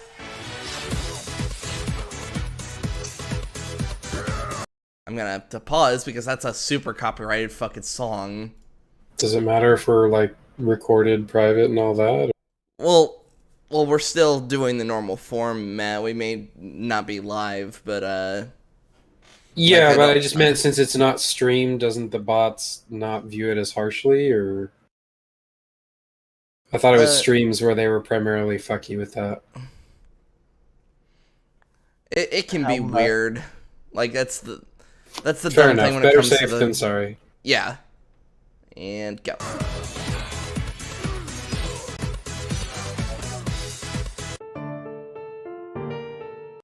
So what the fuck did that mean, other than the fucking song and showing a fight scene? She just wants to show Sylvanas being a badass because she clearly has a lady boner for Sylvanas. Okay, well, Sylvanas is hot, I guess, but that doesn't excuse any actions. So she's a fucking horrible person. Yeah. So if you we forgot something. Speaking of Sylvanas, fuck me, we've missed the biggest thing. Lily Archer did a quick little montage at the end of the last video showing like all of Arthas' atrocities. It showed the catapults full of fucking plague that Sylvanas launched at the armies of the Alliance and Horde in front of Arthas' castle. Yeah. So the symbology there is the orc getting his ass handed to him as Saurfang, and he is against her war chieftainess. Much to like, he's like, she is the antithesis of what we want in the Horde. Truth. She doesn't care about anyone but the Forsaken. She will do anything to get what she wants. Our lives don't matter to her. She literally used us to create more members of the Forsaken to fight against the Alliance. She doesn't care about the Horde. She doesn't care about anyone who's not Forsaken. This is all facts that have been proven true. I was to say, the man was steady dropping truth bombs. He was spitting straight facts. Yeah. And she's like, you need to die because you're against me as war chief. You're against the Horde. He's like, no, I only stand for the Horde. So the symbology here is she is literally shredding what the standard Horde believes in physical embodiment without any remorse whatsoever. Yeah, so to put that next to the really happy music is a very odd choice. The very happy and super copyrighted fucking music. Like, like that's literally Sylvanas shredding everything the Horde stands for and believes in for her own will in that cinematic. You may have pasted a little thing over him that said traditional Horde values. because that's basically exactly what that was.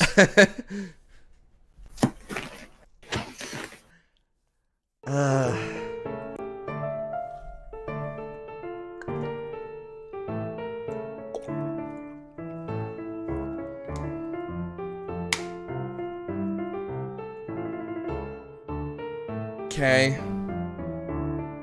So last year I released a video talking about the conflict between Saurfang and Sylvanas, and how with the release of Tides of Vengeance, Blizzard was clearly gearing up to have Saurfang restore honor to the Horde, and how I found that such a viscerally offensive story decision, especially considering which character they were laying on the slaughtering table to do it, that I decided I couldn't play World of Warcraft anymore. Well, now that story is concluded. Jesus. Okay, hold on. So, I get reasons for not playing that many games, but like... Just the concept of restoring honor to the Horde made them stop playing Warcraft? Like, what at the sacrifice of Sylvanas, and it's just like, are you... That's because Sylvanas is a horrendous piece of shit who keeps making really fucking shitty decisions. I mean, I don't know how else to say that.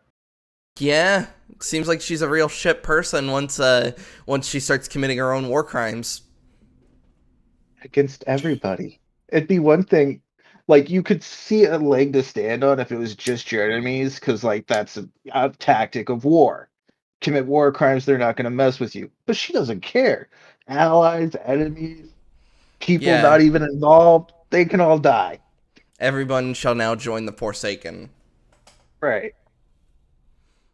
This is, also, I get why people don't play certain video games, but like, most of their excuses are mainly chalked up to gameplay.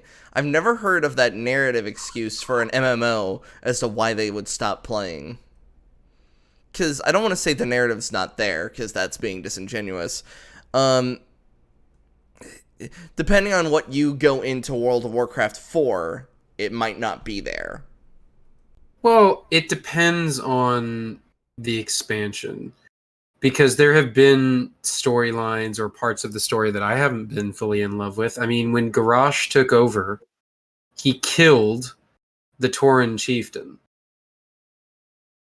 which I was thoroughly fucking pissed about. And I was like, oh, so yeah, this guy's a total piece of shit. Right. Tauren chieftain was like, this isn't what the Horde is. You should treat our members fairly. He's like, I'm sorry. Who are you? You're dead. Next, please. So, I mean, there have definitely been expansions that I've been less interested in. Like, I barely touched Battle for Azeroth, and the newest one, Shadowlands, I didn't even really give a shit about, because everything that's happening just doesn't appeal to me as a player. Actually, I've got a question. When did they, with the expansions, when did they stop making them like separate? You have to pay for those, and just made it part of the subscription?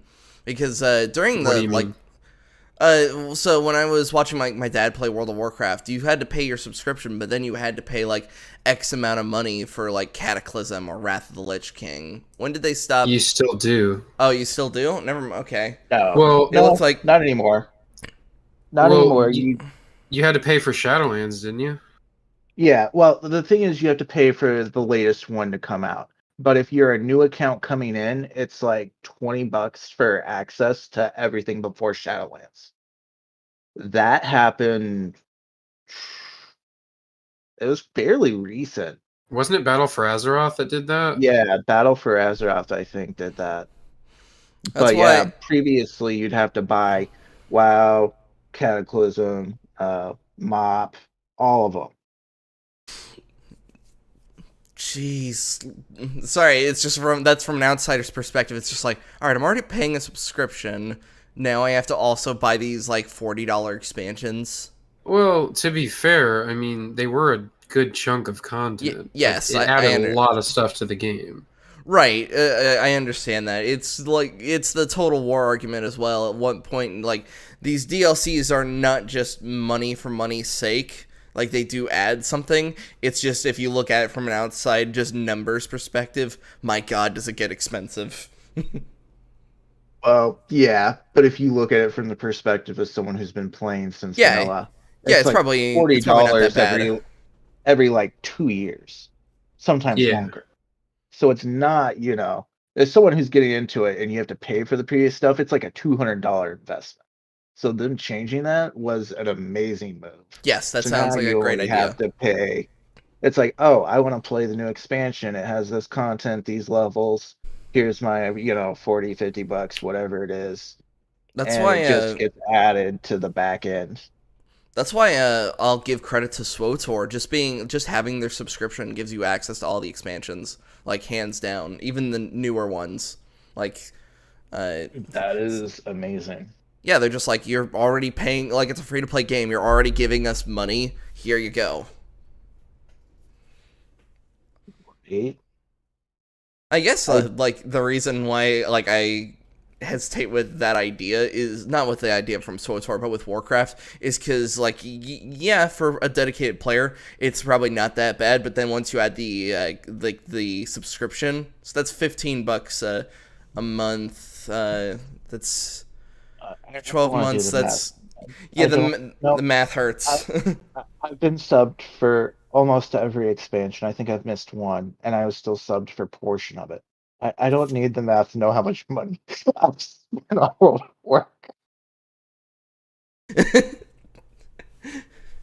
My rogue has 365 days, over 365 days of log time. My character has been online for over a year. I don't know whether to be abhorred or proud, but it's a fact of something I did. Just cry for the money that could have been spent on literally anything else. No, you're having fun. I'm imagining like the money well spent. All right, let's see what bullshit she has to say. Yeah.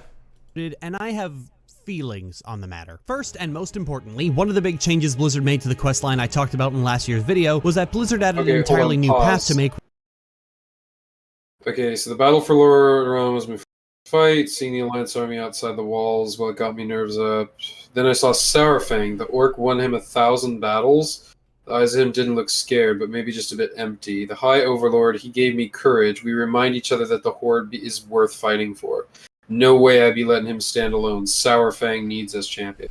So, what in that is inherently bad? It doesn't sound inherently bad at all. Here's where the player choice for Sylvanas' atrocities hits like the peak. So if you click the quest Grim Tidings, you start the quest chain to help Saurfang dethrone Sylvanas, essentially. And you choose the side of essentially good and restoring the Horde. If you click the button, I will not betray my Warchief troll, you basically start the quest to be a Sylvanas enforcer. You're putting up propaganda. You're imprisoning citizens who don't support her. You're doing basically our part. Oh, what is it called? So is enforcer spelled SIMP? Basically. No. It's spelled NAZI. God, get it right. But yes, this is where it's picking up, is your choice is either do the right thing and restore everything that's great about the Horde that, as the video states, doesn't stand for anything. I mean, it obviously does. The text states it does. But this is where they're starting, is that choice. Whether you're supporting a fascist Sylvanas who will hurt and cut down anyone who tarnishes her image as war chief. Make the Horde great again. Or, restoring honor to the Horde through blood, sweat, and tears, as they've always done. MHGA. My God. I guess, and I take it one side clearly did not fucking win. I don't know. So Sylvanas ended up losing. When she lost, wait, that cutscene indicated that she totally fucking won, though. No, she beat his ass. He dies. Where you could choose not to. What? He lost the fight, but ended up winning the war with his sacrifice. Yeah. help Saurfang and remain loyal to Sylvanas. This would put you on the path of a Horde loyalist, a path that they would be constantly trying to goad you away from by making remaining a loyalist optional. By the way, you don't have the option to switch back to a loyalist after choosing to betray Sylvanas. You're stuck there. Now, for the most part, being a loyalist would be... Yeah, because probably Sylvanas wouldn't forgive you.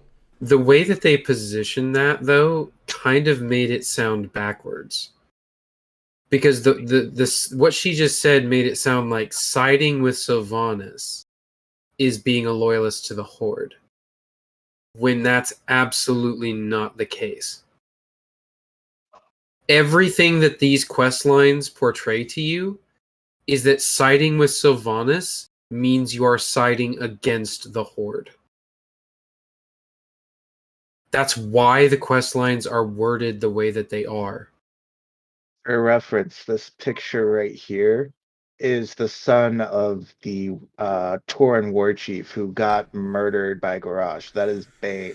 Wow! So wow! literally, the Tauren can't catch a break. Hold on, you weren't kidding when you said they shared Native American allegories. They bit on the nose there with that visual. Yeah. Being going along with whatever harebrained traitorous scheme the rest of the characters were cooking up, but like all sneaky and shit. Or at least that's usually what Nathanos' plan ends up being. Frankly, 99% of your enjoyment of being a loyalist will ultimately come down to whether or not you like Sylvanas enough to tolerate Nathanos being omnipresent the way he is. Now, I actually don't mind Nathanos, but he is a contentious character because he's been Sylvanas'... Who the fuck is this guy? This guy is Sylvanas' lapdog. Essentially, Great. he's like her spy master. So he like does all her dirty work, hands out all her stuff. Basically, is like Sylvanas is amazing, and anyone who tries to say otherwise will die by my hands. So he's the mega simp. Got it. Yes. Sorry, I don't even mean. I had never specifically put 2 and 2 together, but I mean, Sylvanas did kind of control an army of Nazi Sims.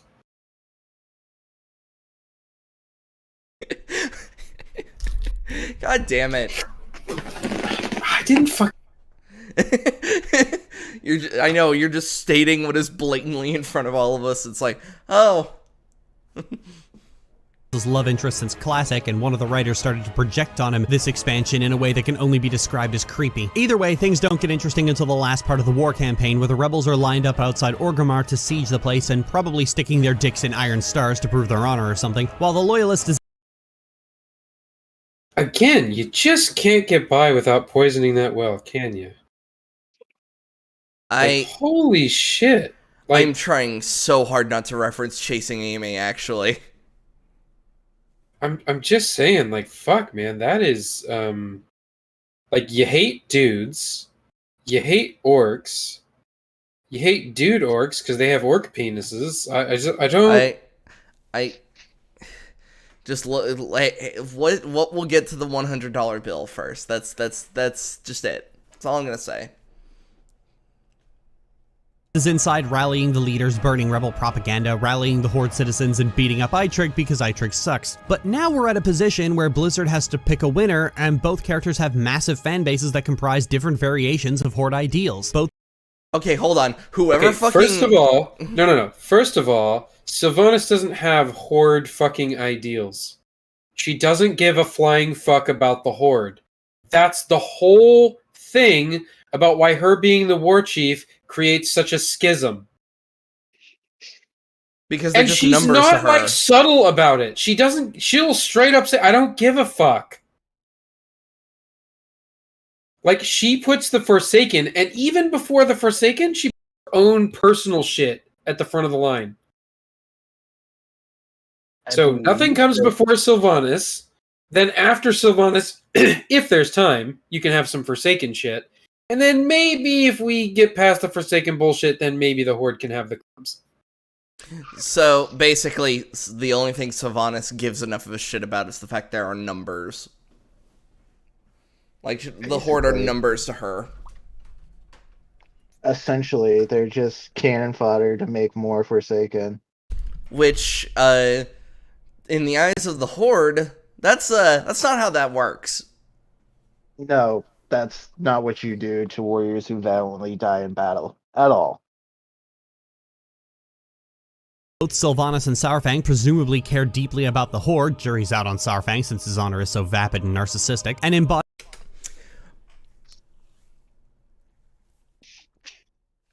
And then you've got the bitch next to him. I'm not taking whatever Lily has to say about Saurfang. I'm just at all. So, what the fuck does she mean by narcissistic? Saurfang actually, like, from how you've described it, wants to actually make the Horde mean something again. Not just a bunch of numbers to die for a Warchief that doesn't care about them. Yeah. body different But elements. traditional values are bad, don't you know? Reject So- modernity, embrace tradition. So just as like a general overview of his stuff, Saurfang has been active since, Vanilla, right? yeah, let's see, he was born on Draenor, so he was actually part of the original works. Yeah, he was he was part of the original opening of the Dark Portal. So he's been pro Horde since forever and was actually one of Thrall's like lieutenant or generals. Yeah, he was the one who announced. Yeah, he was general for Thrall in World of Warcraft Vanilla. He actually took command against the Silithid in World of Warcraft when that happened. And he also played an important role in fighting the Scourge in Wrath of the Lich King and has continued to support the Horde through all of the expansions. So, long story short, he's a Horde OG. Like, he's been around a hot fucking minute. He's, seen the Horde through some really bad times. He's been around for the good times. Like, he knows what it means. And he was especially loyal to Thrall and Thrall's vision for the Horde. Which every single other Warchief has been judged by that fucking metric. That's why everybody hated Garrosh, because everyone was like, this isn't what Thrall wanted. This is really fucked up. That's why they went with Vol'jin, and Vol'jin was good. We liked Vol'jin. He was more along what Thrall was wanting, and then it's like, okay, we go Vol'jin to Sylvanas, who fucking doesn't give a shit about the Horde. Yeah. It just doesn't make any Saurfang. fucking sense. Saurfang. Mm-hmm. of the Horde and what they stand for, so outside of just military might, Blizzard has to finally decide who wins that ideological battle, which is going to be a very difficult and nuanced concept to go through, and The Horde is nothing!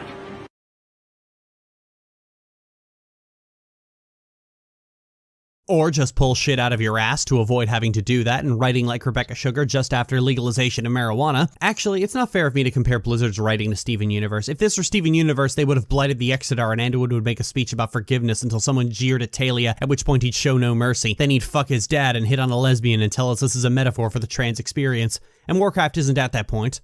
What the fucking shit does that... I hate this community so fucking much.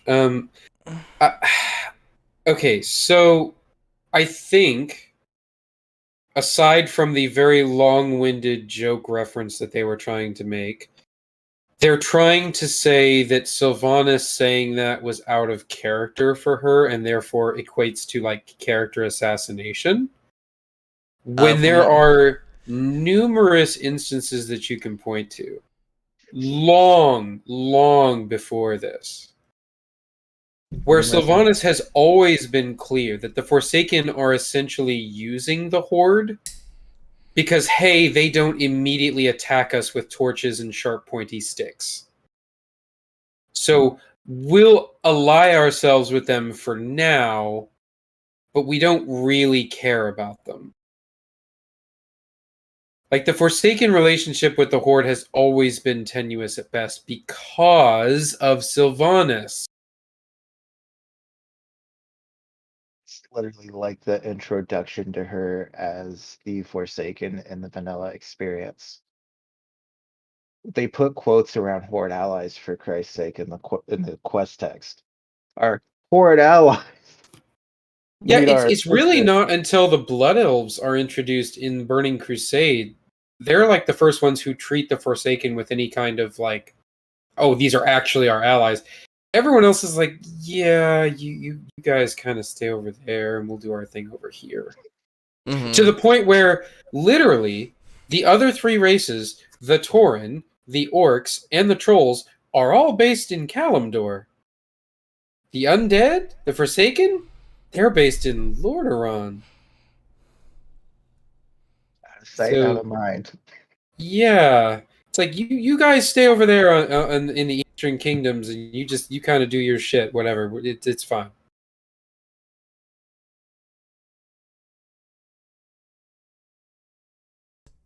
Yet, yeah, the whole thing about the Horde being nothing kind of just comes out of nowhere, partially due to the fact that we haven't actually seen Sylvanas doing much during the war campaign, but also because everything about Sylvanas has contradicted this. Yeah, Sylvanas. What do you mean? I think she, like, that she actually cares about the Horde? From what these guys have been telling me, no, she fucking doesn't.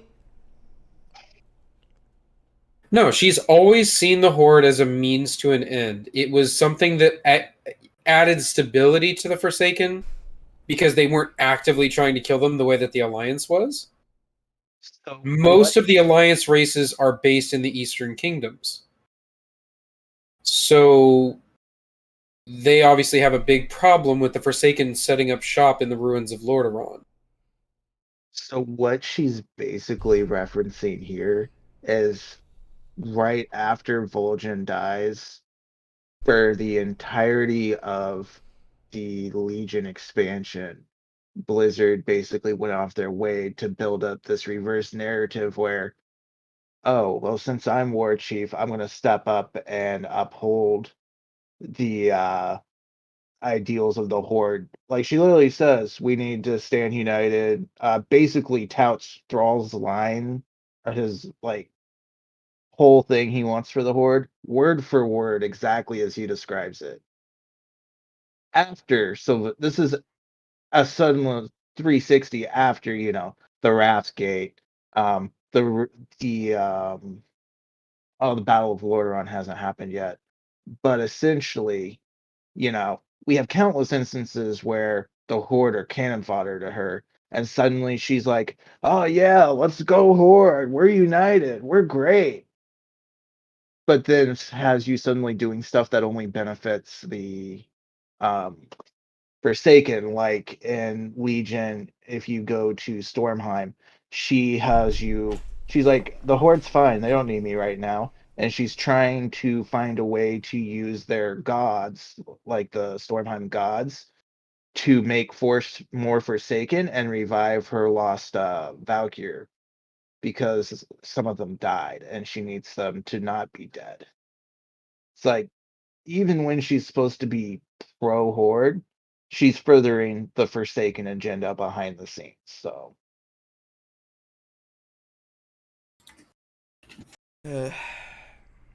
I don't feel like one expansion of showing her pro Horde undoes the countless instances of her not caring about the Horde at all. It really doesn't.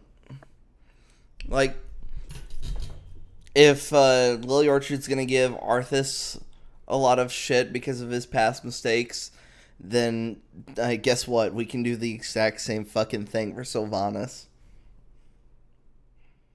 Sylvanas cares nothing for the living, none of the Forsaken do, if we're being completely honest, but this whole thing about hope being a concept she despises to the point of serial arson is a new thing for Battle for Azeroth. Most of her characterization is relatively new for Battle for Azeroth. Sylvanas has always been a ruthless character with her own agenda, but she's never been as absolutely kill-crazy as she is in BFA. Hell, she objected to She fucking dropped the plague fucking on 2 armies that were actively trying to take care of the Lich King. No. That's just nerd shit. Don't worry about that. That's the thing. Sylvanas is so fucking evil to the point of self-sabotage, because if she had just waited, like while the Horde and the Alliance were taking care of Arthas, she could have stepped in. But no, she shoots herself in the foot and unleashes the second plague. Garrosh mana-bombing Theramore, largely due to the inevitable reprisal from the Alliance that would be largely targeted at the Forsaken and the Blood Elves. Keywords being, and the Blood Elves, which she was concerned about, but Lorthamar, strangely, not for some reason. Hell, Warcrimes gave her a ton of nuanced character development that all seemed to just vanish by the time Vol'jin made her Warchief, starting... Okay, first off, concept art doesn't fucking count! Stop showing this concept Again, art. I'm assuming they're pulling shit out of the books. But again, if the books are equivalent to the EU, it's basically fan fiction. Yes. Me. It is name not less. canon. Starting from before the storm into BFA, Sylvanas just became a kill-crazy psychopath, and even her whole mantra of not mind-controlling undead seemed to just vanish as her goals became simply as much death as possible. This is a brazen rewrite of a character to siphon out all the nuance and turn her into another big bad. Presumably she's playing 4-dimensional chess, but at this point it's clear that Blizzard's inability to handle Sylvanas or characters like her with any grace or dignity is going to hamstring that idea. You see, Blizzard has issues with women. Oh my god!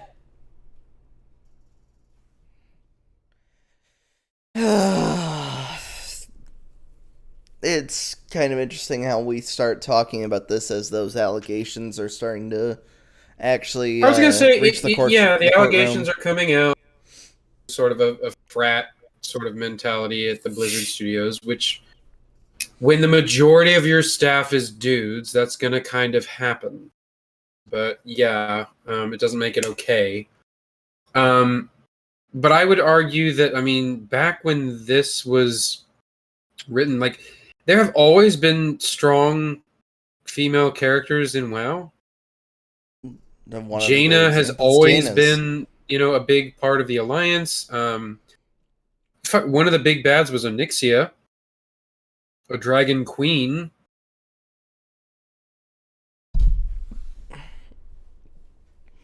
I don't want to say you have people like Alexstrasza, you have Chromie, you have Tyrande Whisperwind, you have Maeve. Like, there's plenty of examples of female characters in WoW. Like, it's never been not a thing. Yeah. Like, there's even been female orcs and female trolls and, like, females of every fucking race that have been significantly relevant to those quest lines and stories. So, it seems weird that... I feel like what it boils down to is they're like, I really like the character of Sylvanas, and I'm not happy that they're being represented as the piece of shit that they are.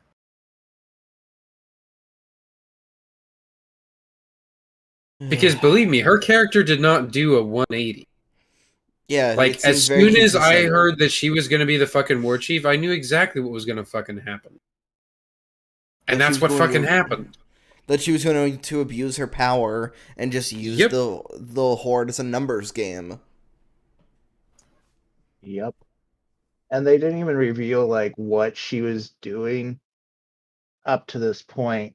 I mean, they might have with the latest raid because she's in it, but they didn't reveal what she was doing with the power as war chief. But it sure wasn't helping the Horde.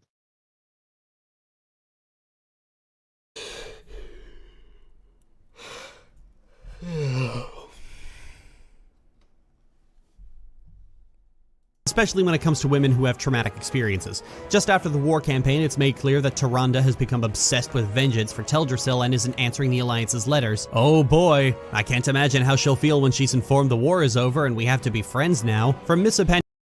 What? Also, why... So, Teldrassil is the world tree. Okay. It's like the source of the Night Elves' power and shit. except it's not. It's a fake world tree. The real world tree is Mount Hyjal. Yes. But the point is, it's important to the fucking purple elves, and that shit got burned to the ground. By Thanos, specifically. Yeah. So, obviously she's pissed about that, as she should be. I don't know why her response to that would be cutting herself off from the Alliance specifically. But, okay. It's not cutting herself off from the Alliance. It's more... Basically, she becomes possessed by the vengeance spirit of Elune. So her personal attachment to the Alliance doesn't mean anything to her. Because she's hyped up on God Fury. Oh, okay. Yeah. Stupid elf magic. Yeah, stupid elf magic, except this one's fueled by an actual deity. And that's why she has those fancy weapons. Those are new. I'm more confused with this picture of Jaina here. I don't know. That looks like a really low-res image of Jaina. It's probably a Warcraft 3 like concept art type deal. Probably. Pandaria onward, Jaina went from a Steven-esque pacifist to a bloodthirsty anti-Horde zealot after the Horde bombed Theramore and killed everybody there. A traumatic change that will last until Battle for Azeroth, where she was given a character arc of just forgive and all her troubles went away. Characters like this are all over Blizzard's games, like... What? Oh, do not fucking put Kerrigan on that fucking screen. Okay, so I was reading stuff, and apparently a lot of people field Sylvanas and Kerrigan together as rape stories in the Warcraft universe. There's like dissertations on this, so this is a thing. I knew this was coming. I don't, then what about Widowmaker? Her, like, yeah, she was tortured and, like, basically, okay, so the story behind her is that she was basically the wife of a key member, not of Overwatch, but of one of the world governments. Talon, the agency that Overwatch mainly fights, kidnapped her, drugged and tortured her, and psychologically tortured her to the point that they put in a split personality of the Widowmaker in her head, slowed her fucking heartbeat down to where she only beats, like, her heart only beats 1 beat per minute, hence why her skin turned fucking blue, because it's not receiving enough oxygen, and made her into a sleeper agent. How is that a rape allegory?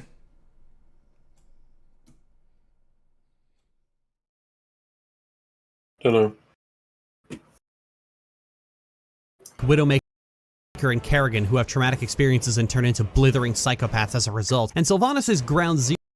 In the case of Widowmaker, kind of because the original personality was wiped away. But what they're saying is that's part of the problem in their current storytelling, is that's a really cheap, shitty way to tell a story, I guess. Well, it just depends on execution. In the case of Widowmaker, I'm kind of, like, I'm kind of stating in this neutral, feeling, because I kind of, one, don't really give that much of a shit about Overwatch. Secondly, it's fine, I guess.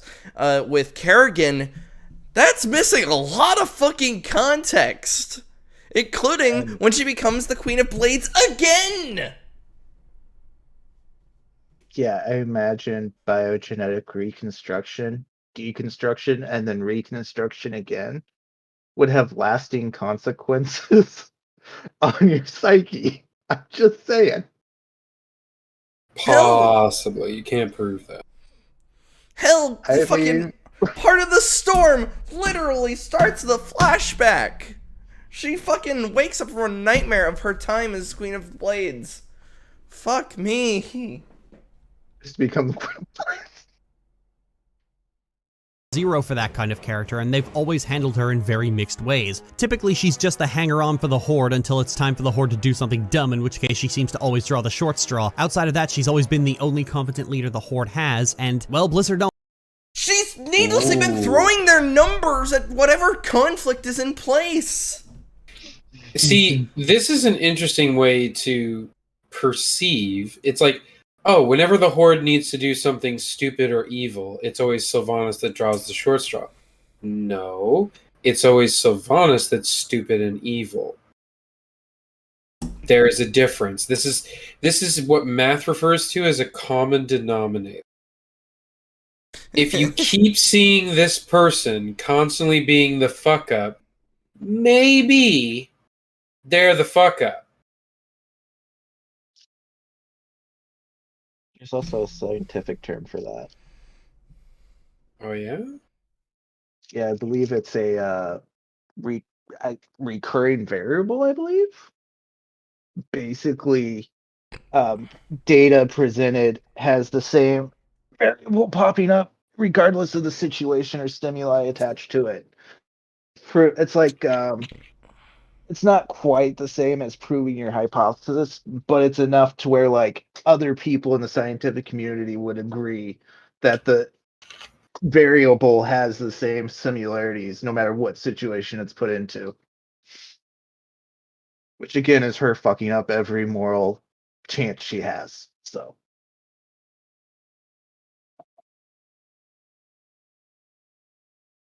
Don't like that. BFA was a slow, methodical destruction of Sylvanas' character, to boil her down to a one-dimensional shell of her former self and villainize her just like Blizzard always does to women in positions of power. And the fact that the Oh my god. Kerrigan is not seen as a villain. Kerrigan's a fucking victim. In fact, if anything, it's Minsk that fucking is viewed more as a villain because he's the one who fucking left her. I don't think most people view Jaina as a villain. Or Tyrande. Or fucking any of the women I mentioned.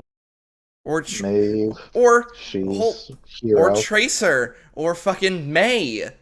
Fucking like I would argue that Blizzard among most game companies is more like diverse and equal representation and have been for a long fucking time.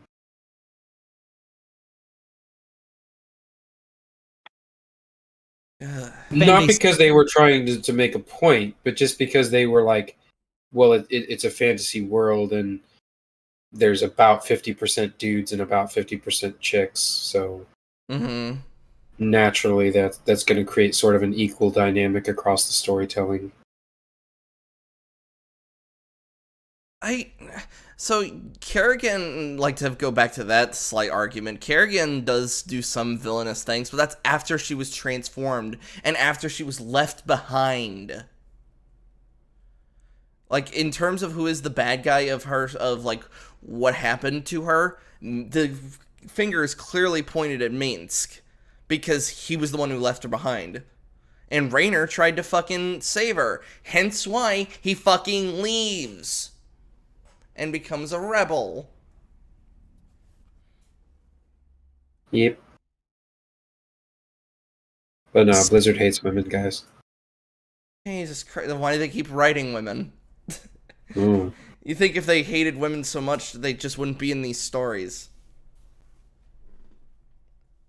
Split over this decision proves that there is a limit to how much bullshit people will take in regards to Blizzard just throwing away beloved characters. The Burning Crusade turned Kael'thas, Lady Vash, and Illidan into villains just because it would be fun to be a raid boss, which they then had to backpedal when it came time to do a Burning Legion expansion. There were some people who liked Garrosh, and he actually had some interesting character development in Cataclysm, but nope, time to be a villain because the expansion needs a plot. And then comes BFA, and Blizzard set themselves up to do the same. He was always a fucking villain, you retard! Sorry. You retard. I need a bit of an explanation. I need a bit of an explanation. Hellscreams have always been a problematic clan for the Horde. Starting with Garrosh's daddy, Grom Hellscream. Grom decided he wanted to be more powerful, and demons offered him the way to do it. So he's like, yeah, let's all drink the blood, become powerful, go through the dark portal, kill the humans. Why do you make it sound like he's just like some frat boy that's just had too many beers? Yeah, go through the portal. I mean, that's kind of how they pose it. Yeah. They have this huge bowl of demon blood, and the orcs basically get drunk on it. They like chug the fucking bowl, pass it around, and then go on a killing spree, starting the second or third war. One of those two wars. Oh my god. This is. It's all really bad, though, is what we're saying. Yes. And then his fucking son, Garrosh, is basically just as bad. Yeah, the Hellscreams aren't a good clan. Oh, Ninja, would you agree? I think I was talking about this while you were gone for a second. Do you think Lily Orchard is that person that they've consumed the media, but clearly have they didn't get it? They just kind of took the wrong message from everything. They're one of those people who filter everything through their political lens. They have a very specific worldview, and so every story that they consume has to fit with that worldview in either one of two ways. Either it supports and emphasizes what they believe, and those are good stories, or it's some sort of affront to their worldview and it must be hated and reviled. That's it. So because Sylvanas is a character that they clearly glommed onto early on in the series, they saw this as a betrayal, as character assassination, even though this is all absolutely in Sylvanas' wheelhouse. Like, this has been set up and, dare I say, implied since the very beginning. Like I said, it was literally part of go talk to your class leader. Those simpletons from the Horde need our help. Really? Simpletons from the Horde. Aren't we part of the Horde? We're forsaken, not Horde. Oh, okay. This is like level 5 undead. Like, that's her introduction. Yeah, and when you play the undead questline, you are constantly reminded that your loyalty, first and foremost, is to the Dark Lady, not to the Horde. They always refer to our queen. Dark Lady, watch over you. You know, it's not about the Horde.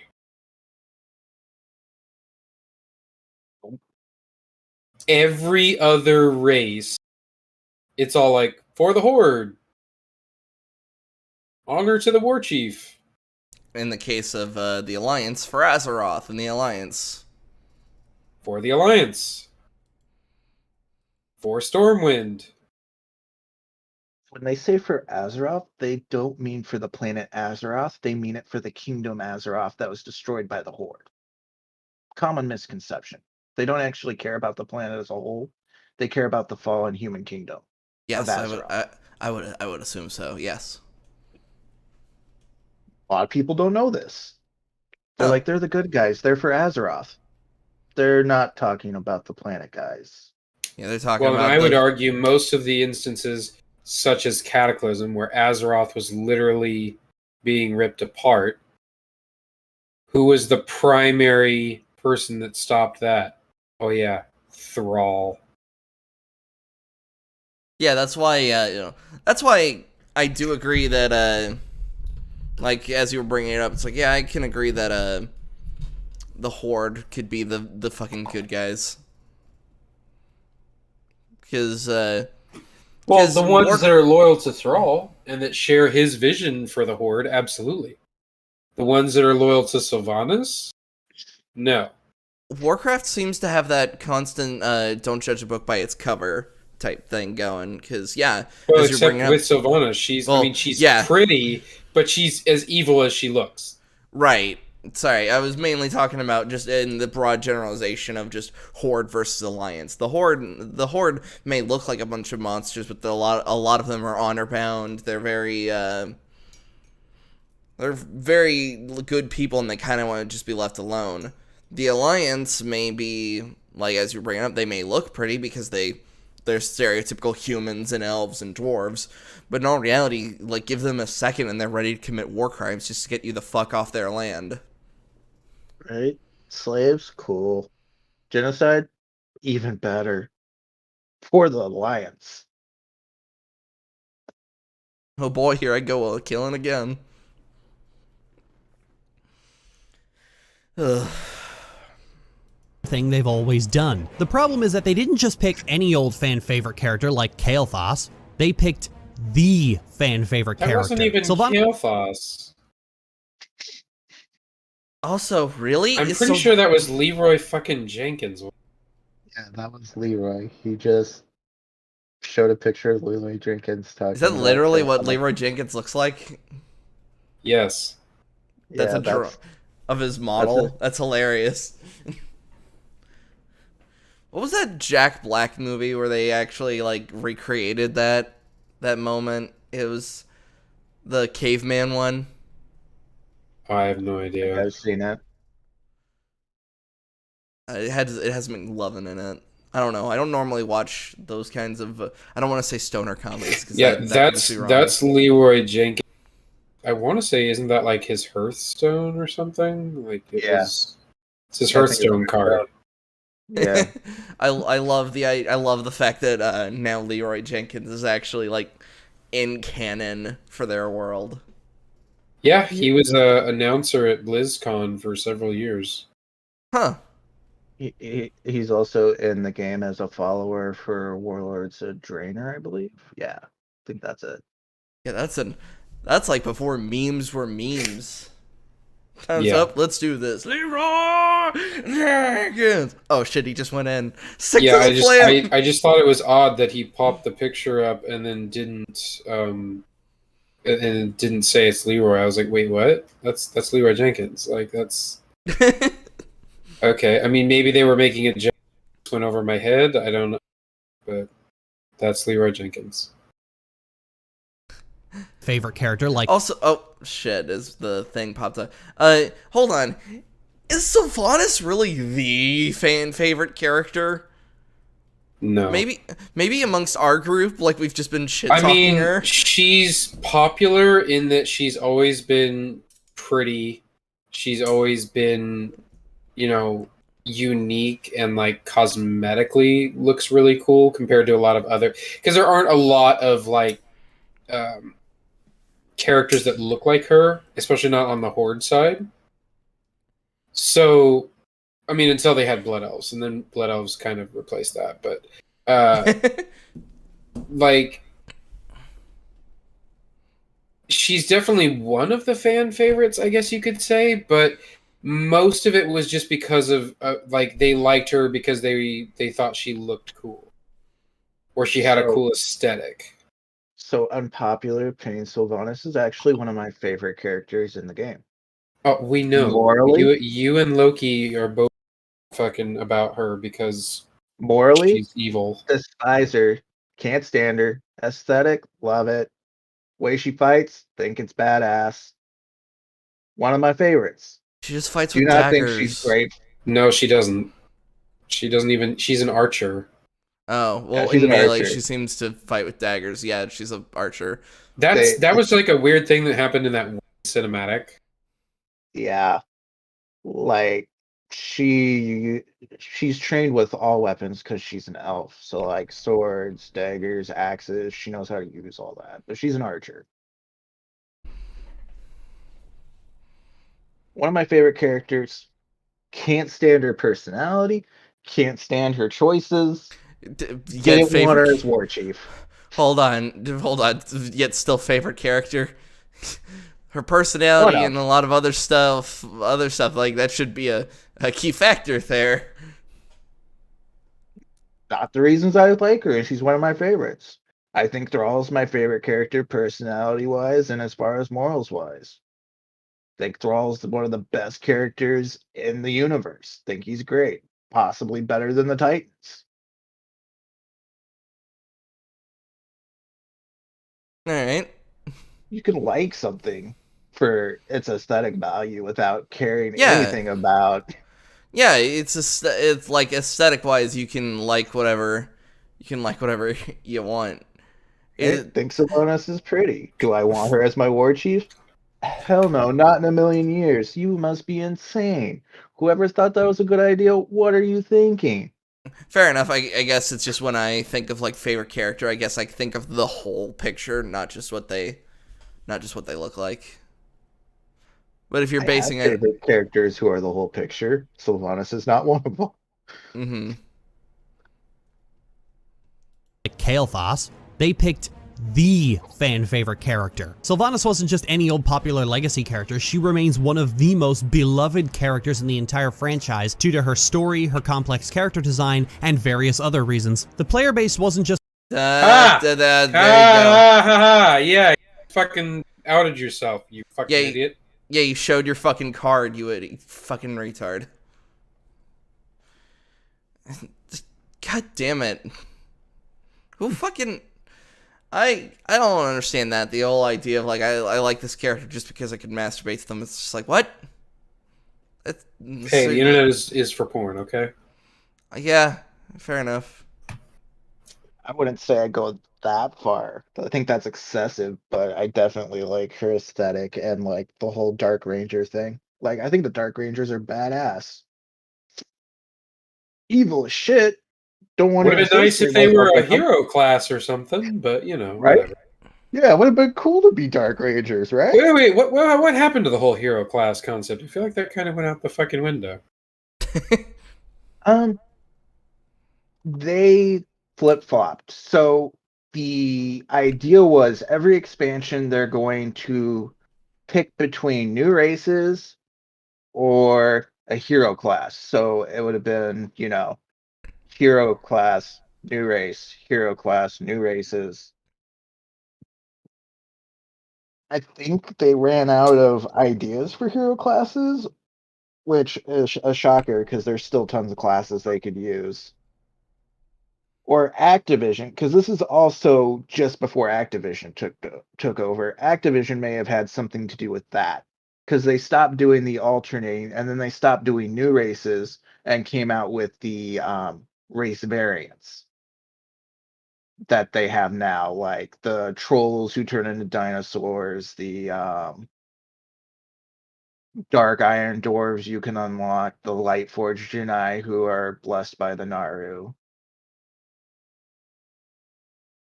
That you all have to grind to unlock. Right. That you have to spend, most of the expansion grinding to unlock. Not so much now because they reverted some of that stuff. But that's like right at the Activision change is when like all of Blizzard's like planning as themselves, we're gonna do race. And then Activision's like, no, we're not doing that. I think it'd be cool if they introduced more hero classes, like, Well, I thought it would be really easy because it seemed like a lot of the hero classes that they were coming out were basically combinations of existing class. Like to me, a Death Knight was a warlock and a warrior put together. that's So if they just essentially what it is. So if you just followed that sort of logic and combined the existing classes, you could have come up with some cool variants. Like, for example, the Dark Rangers could have been like warlocks mixed with hunters. Right? You could even throw in like a rogue tree because she does use the daggers, and you could use like elven swords, elven daggers. You could do a lot with that. Oh, absolutely. But they act like it's fucking hard. It's a gold mine, they're just not using it.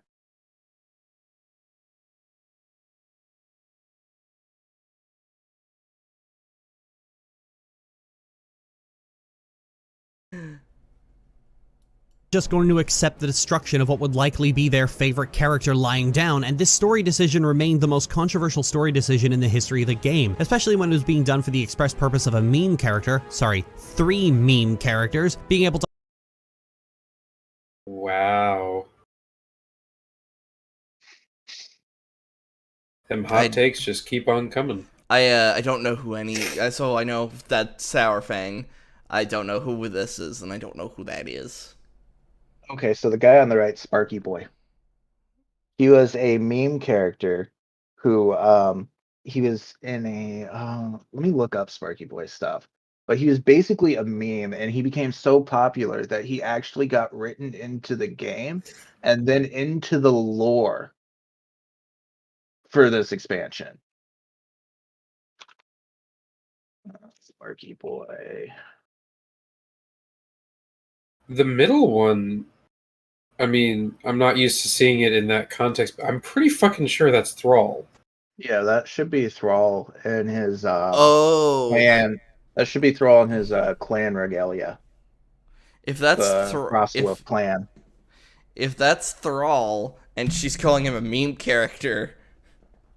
Yeah, that's what I'm saying. He's literally the most important character in WoW lore. Like, fuck off. Yeah, so he was introduced in the Battle of Lordaeron, and he got memed as Zappy Boy. So that's who that is. He's like supposed to be this young person in the Horde who doesn't quite have the identity of but looks up to Saurfang. So he's on the right track. But why would Thrall be considered a fucking meme character? I don't know. Maybe they'll say. They won't. They won't. Fucking. Yeah, I think you were right, Ninja, on how angry this was gonna make you. Yeah, pretty much. To harp on and on about honor as if it actually means anything. No, this is the Horde, led by you. Someone who has Honor.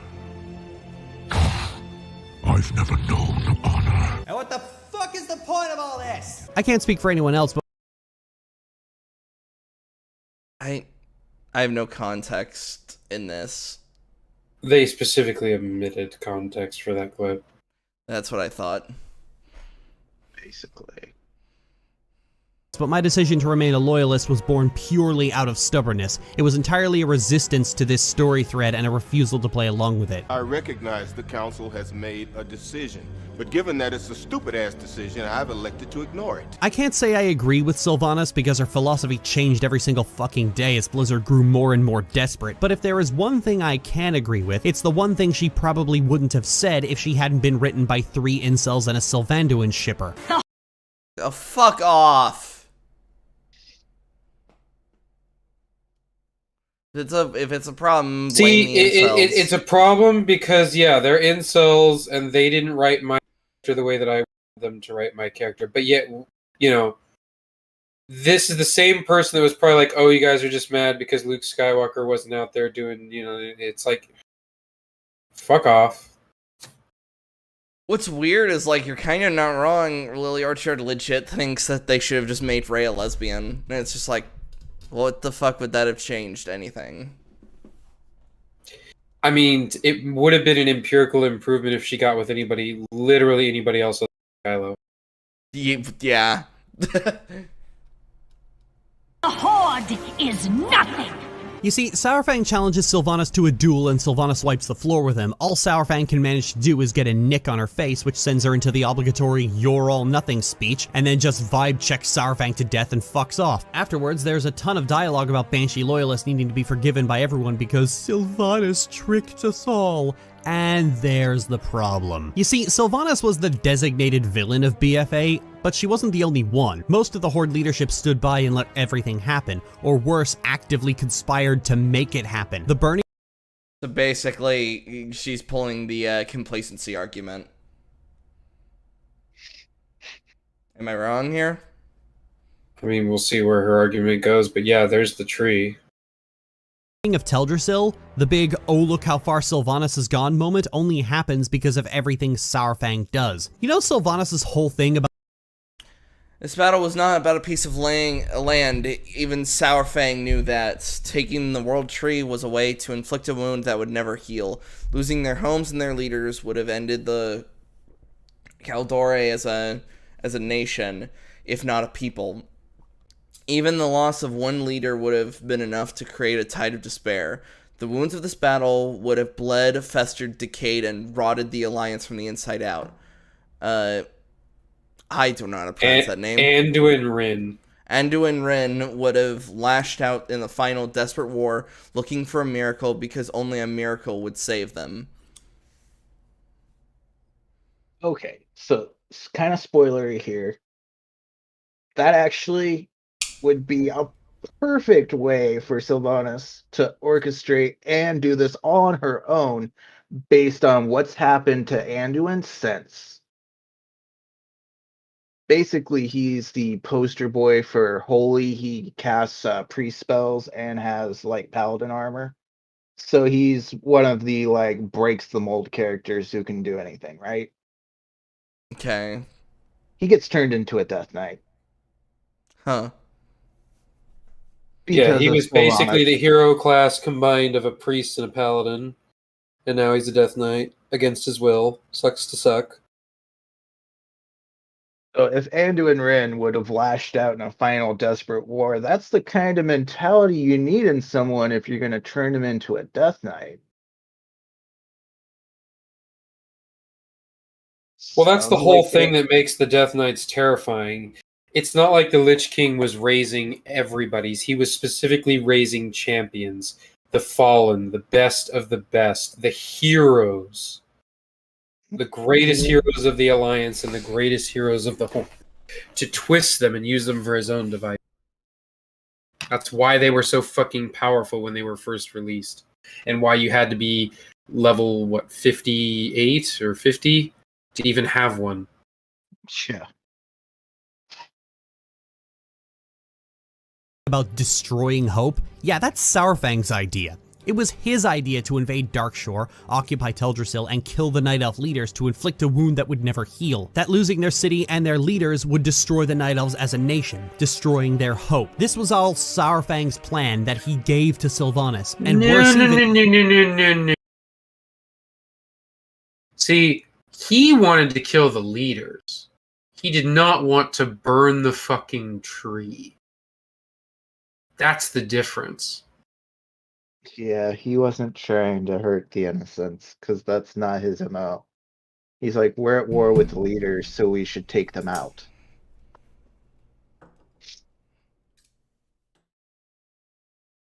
That day, Saurfang began to reveal the true plan, but only to those who would execute the first strike. It took a long time to brief large numbers of rogues in any plan. These were not individuals who liked crowds or lectures, so he had to do it with two at a time. Huh. it was his idea to use rogues to butcher the Night Elf people, military and civilian alike, to sow chaos and... So basically what he's saying is he wanted to go in with a stealthy surgical strike. We're going to go in, we're going to take out their leader. We're going to basically break their morale. Again, Saurfang's like one of the best generals of the Horde, so, sound strategy. Kill the leaders, cut off the head of the snake. Yeah, they all die, and then the back is broken. And aid the Horde in battle. And when you read all of that, you'd at first think, oh, this is Sylvanas' plan. But no, it was Saurfang. And then Saurfang choked. The whole war was to destroy the Night Elf's hope, and the most important part of that being killing Malfurion. Saurfang refused to do it because it wasn't honorable. So far, this war had included raising the land, killing the spirits. Okay, raising the land, that was Sylvanas. And what's... Tearing apart ancients, Tearing apart what? Tree spirits. A lot of the Night Elf ancients are basically giant trees. Oh, okay. Civilians in brutal and gruesome ways, and pretty much attacking as out of the blue as humanly possible, and with as much subterfuge as possible. And now it's suddenly not honorable? We can kill these civilians, but not those civilians, because... They probably was...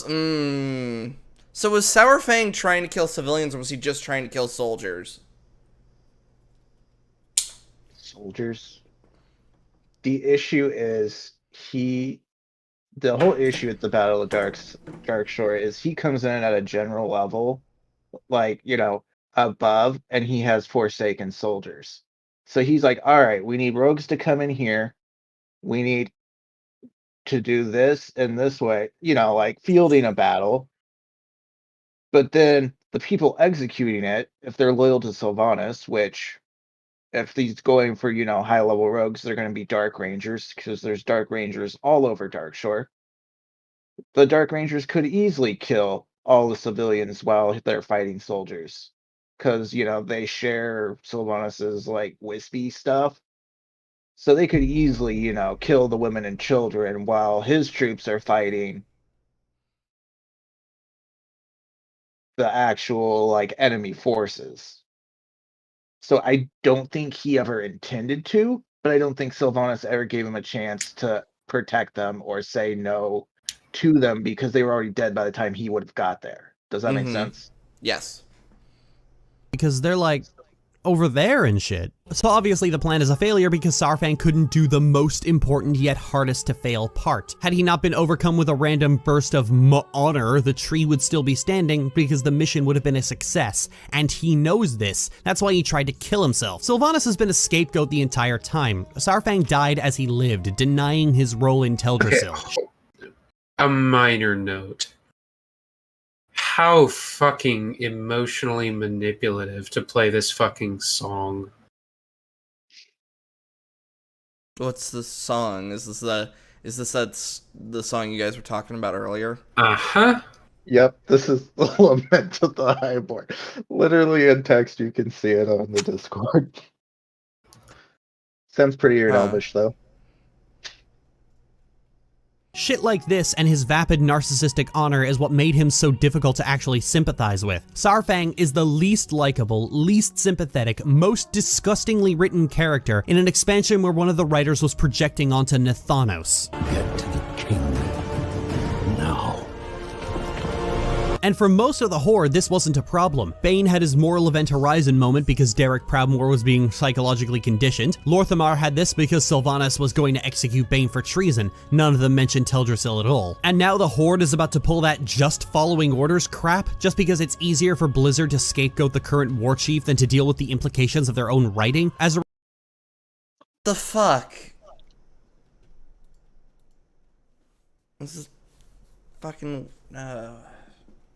result, the Horde leadership doesn't fucking stand for anything. Their acts of rebellion are random and show no consistency. Saurfang is okay with murdering civilians until he randomly decides he isn't. Bane is okay with all of that, but not okay with mental subjugation of a single person. Lorthamar is okay with all of that, but not killing someone he knows. Thrall doesn't give a flying fuck about any of that, but he does care if the assassins come after him specifically. Hold on, let me plug my ears at the whole Thrall didn't give a shit about anything. I don't. This person is beyond help. Right? And no one should listen to them. Anyone that's listening to this, if you are subscribed to this person, do yourself a favor, unsubscribe, disconnect. They are just fucking wrong about everything that comes out of their mouth. They're also untransparent as fuck. For a second, Yante and I looked at their Patreon, and they do that scummy thing of like not showing the actual amount and just showing like the amount of people that just pay her. And it's like, oh, you're 226 people. That's 226 too many. Pretty much. Because I've said it once, I'll say it again. She did not understand what was going on. She picked her person, and therefore that person can do no wrong. Pretty much. Because the idea of saying Thrall didn't give a fuck is the complete opposite. Because from what you guys have said, he gave all of the fuck. Yeah, literally the only reason he's not in charge of the Horde is because he's like, I can't because it literally tore me up so bad to literally save the entire world by myself that I literally can't deal with it. I'm going to retire and live with my woman, and y'all are on your own at this point. I am not a war chief. He's like, don't call me, don't look for me. I did my part. Like, can you blame him? He single-handedly stopped Deathwing and repaired the planet by himself. No one helped him. The aspects gave him power, but his body was under that strain. He did it by himself. So if anybody has earned time to fuck off, it would be Thrall. Yes. Right. Aghar don't care about any of that, but they do care that the Warchief called the Horde nothing. Except she's right. The Horde stands for nothing. The Horde believes nothing. The Horde will do or be whatever Blizzard needs it to be for their next expansion. And the next time Blizzard wants to stoke the fires of Alliance versus Horde, the Horde will be all about conquest again, until players complain about being the bad guy, and then the next Warchief will be scapegoated, and the Horde will be all about honor again. The Horde will be whatever Blizzard decides it is this week. The Horde... You can make the same fucking argument about the Alliance. You can make the same argument about Sylvanas! Yes! Any of it. It's all subject to the writing. Yes, that's how stories fucking work. Yeah, regardless of quality, yeah, that's just how it works. Is nothing. So yeah, safe to say I still remain staunchly in favor of Sylvanas because the way the game scapegoats her for the consistent actions of the Horde and pretends that this is breaking the cycle is so fucking stupid, and I do not want to play along with it. So at this point, I will stand the Banshee Queen until Blizzard retcons this whole fucking expansion and deflanderizes Sylvanas back into the ruthless but overall good aligned character she was supposed to be, and get off this Horde is nothing bullshit. That's such a fucking cop-out. I mean, it goes... She was never good. Yeah. Like, maybe before she was turned into a Banshee. I was going to say, like, she was just hanging out as an elf. Yeah, I would entertain some fucking arguments for that. But then once Arthas changed her, she immediately became once the she most came evil back as a character on the Banshee, planet. like, she's fucking straight evil, man. Has been since the very beginning. WoW vanilla. Like, they never minced their words. Goes against everything about Sylvanas and was clearly only done as a last-ditch effort to sway people, but Blizzard didn't get that we stand Sylvanas because... Just turn this shit off. Yeah, I'm turning it off. I'm throwing the cover up. Do we have any last fucking things to bring up how she's just fucking wrong? I don't know, I'm thinking the vault, man. Jesus Christ. I never want to cover another one. Yeah. Man, the vault is fucking... It's getting up there. It's growing. Yeah, it's growing, but I mean, it's for the greater good. Shut it! Shut the vault. We need to shut the vault, yes. Yeah. Well, we got, after all this planning, yes, we got the one Lily Orchard video, the 2 Lily Orchard videos. Now we're done. She can just fuck off in her corner of being just wrong about absolutely everything, whether that be Star Wars, World of Warcraft, or fucking just Disney in general. She's a shit-tier YouTuber. She has the awful writing advice. Thank God we didn't cover that. Like her fucking we kind of did. You made us read it or whatever. We read it, but we didn't put it on stream. Because if that was the case, we would have been so angry. Yeah, she had, what was it, like 50 or 100 writing tips? 50 writing tips, and most of them were saying like how much Zuka was a piece of shit. Yeah, it was really bad. Yeah, no, she seems to be a very shit tier creator. Again, if you are subscribed to this woman, I don't understand why. You literally use your money for better things, you know, like go buy a hot anything dog. else. Yeah, just even if you're only giving her $1 a month, that's too much. Like YouTube is a big place. There's a lot of creators out there that are hungry that could use that $1 a month. Please be selective about who you give it to, you know? So if you're a Patreon or a supporter of hers, I would highly advise you to reconsider, because I don't feel like her content has any merit. It's honestly, we said it earlier, she is somebody who has let her politics and her biases get the better of her when it comes to looking at stories, when playing video games, when doing anything.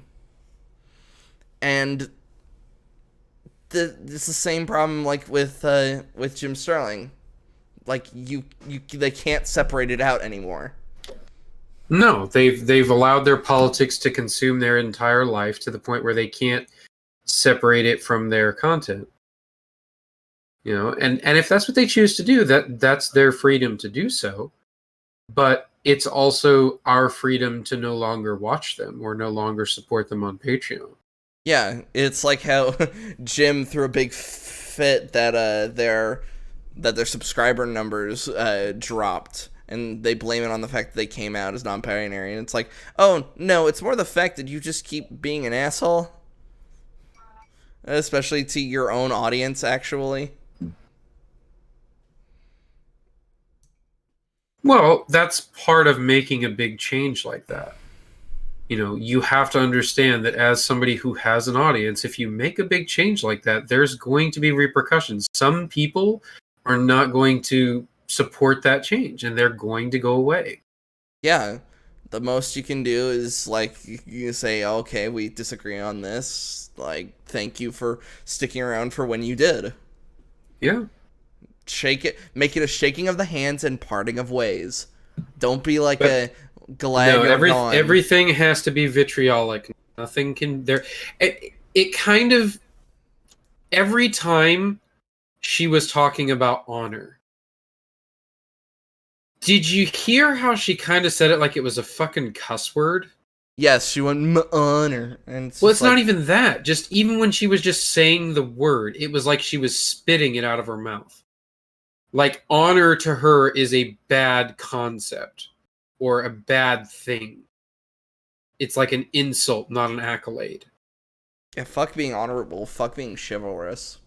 Yeah, those are outdated, those are awful, icky things. And it's like, wow, that really says a lot about you as a person, doesn't it?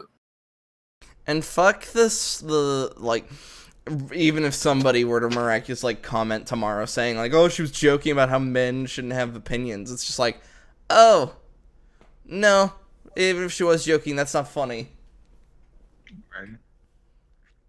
Everybody gets to state their opinion. That's why we have the laws that we have.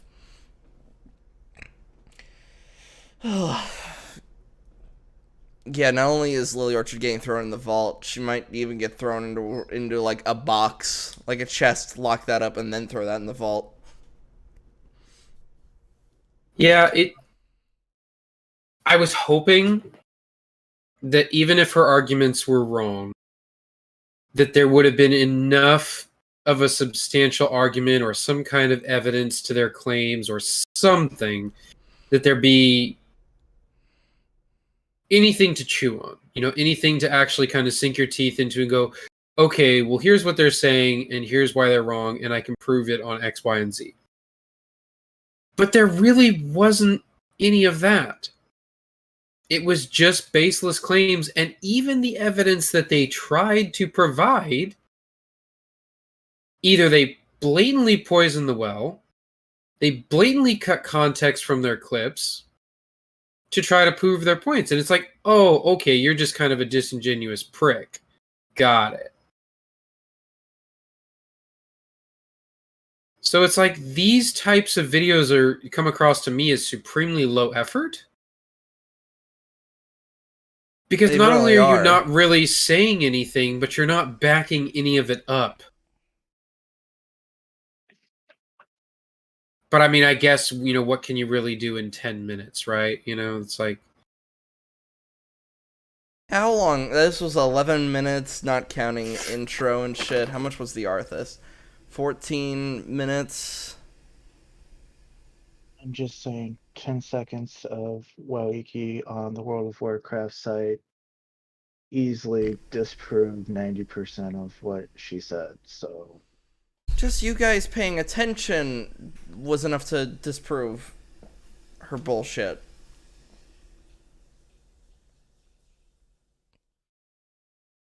I think with that we shall see you all next week when we have the rest of the guys. Goodbye. Goodbye.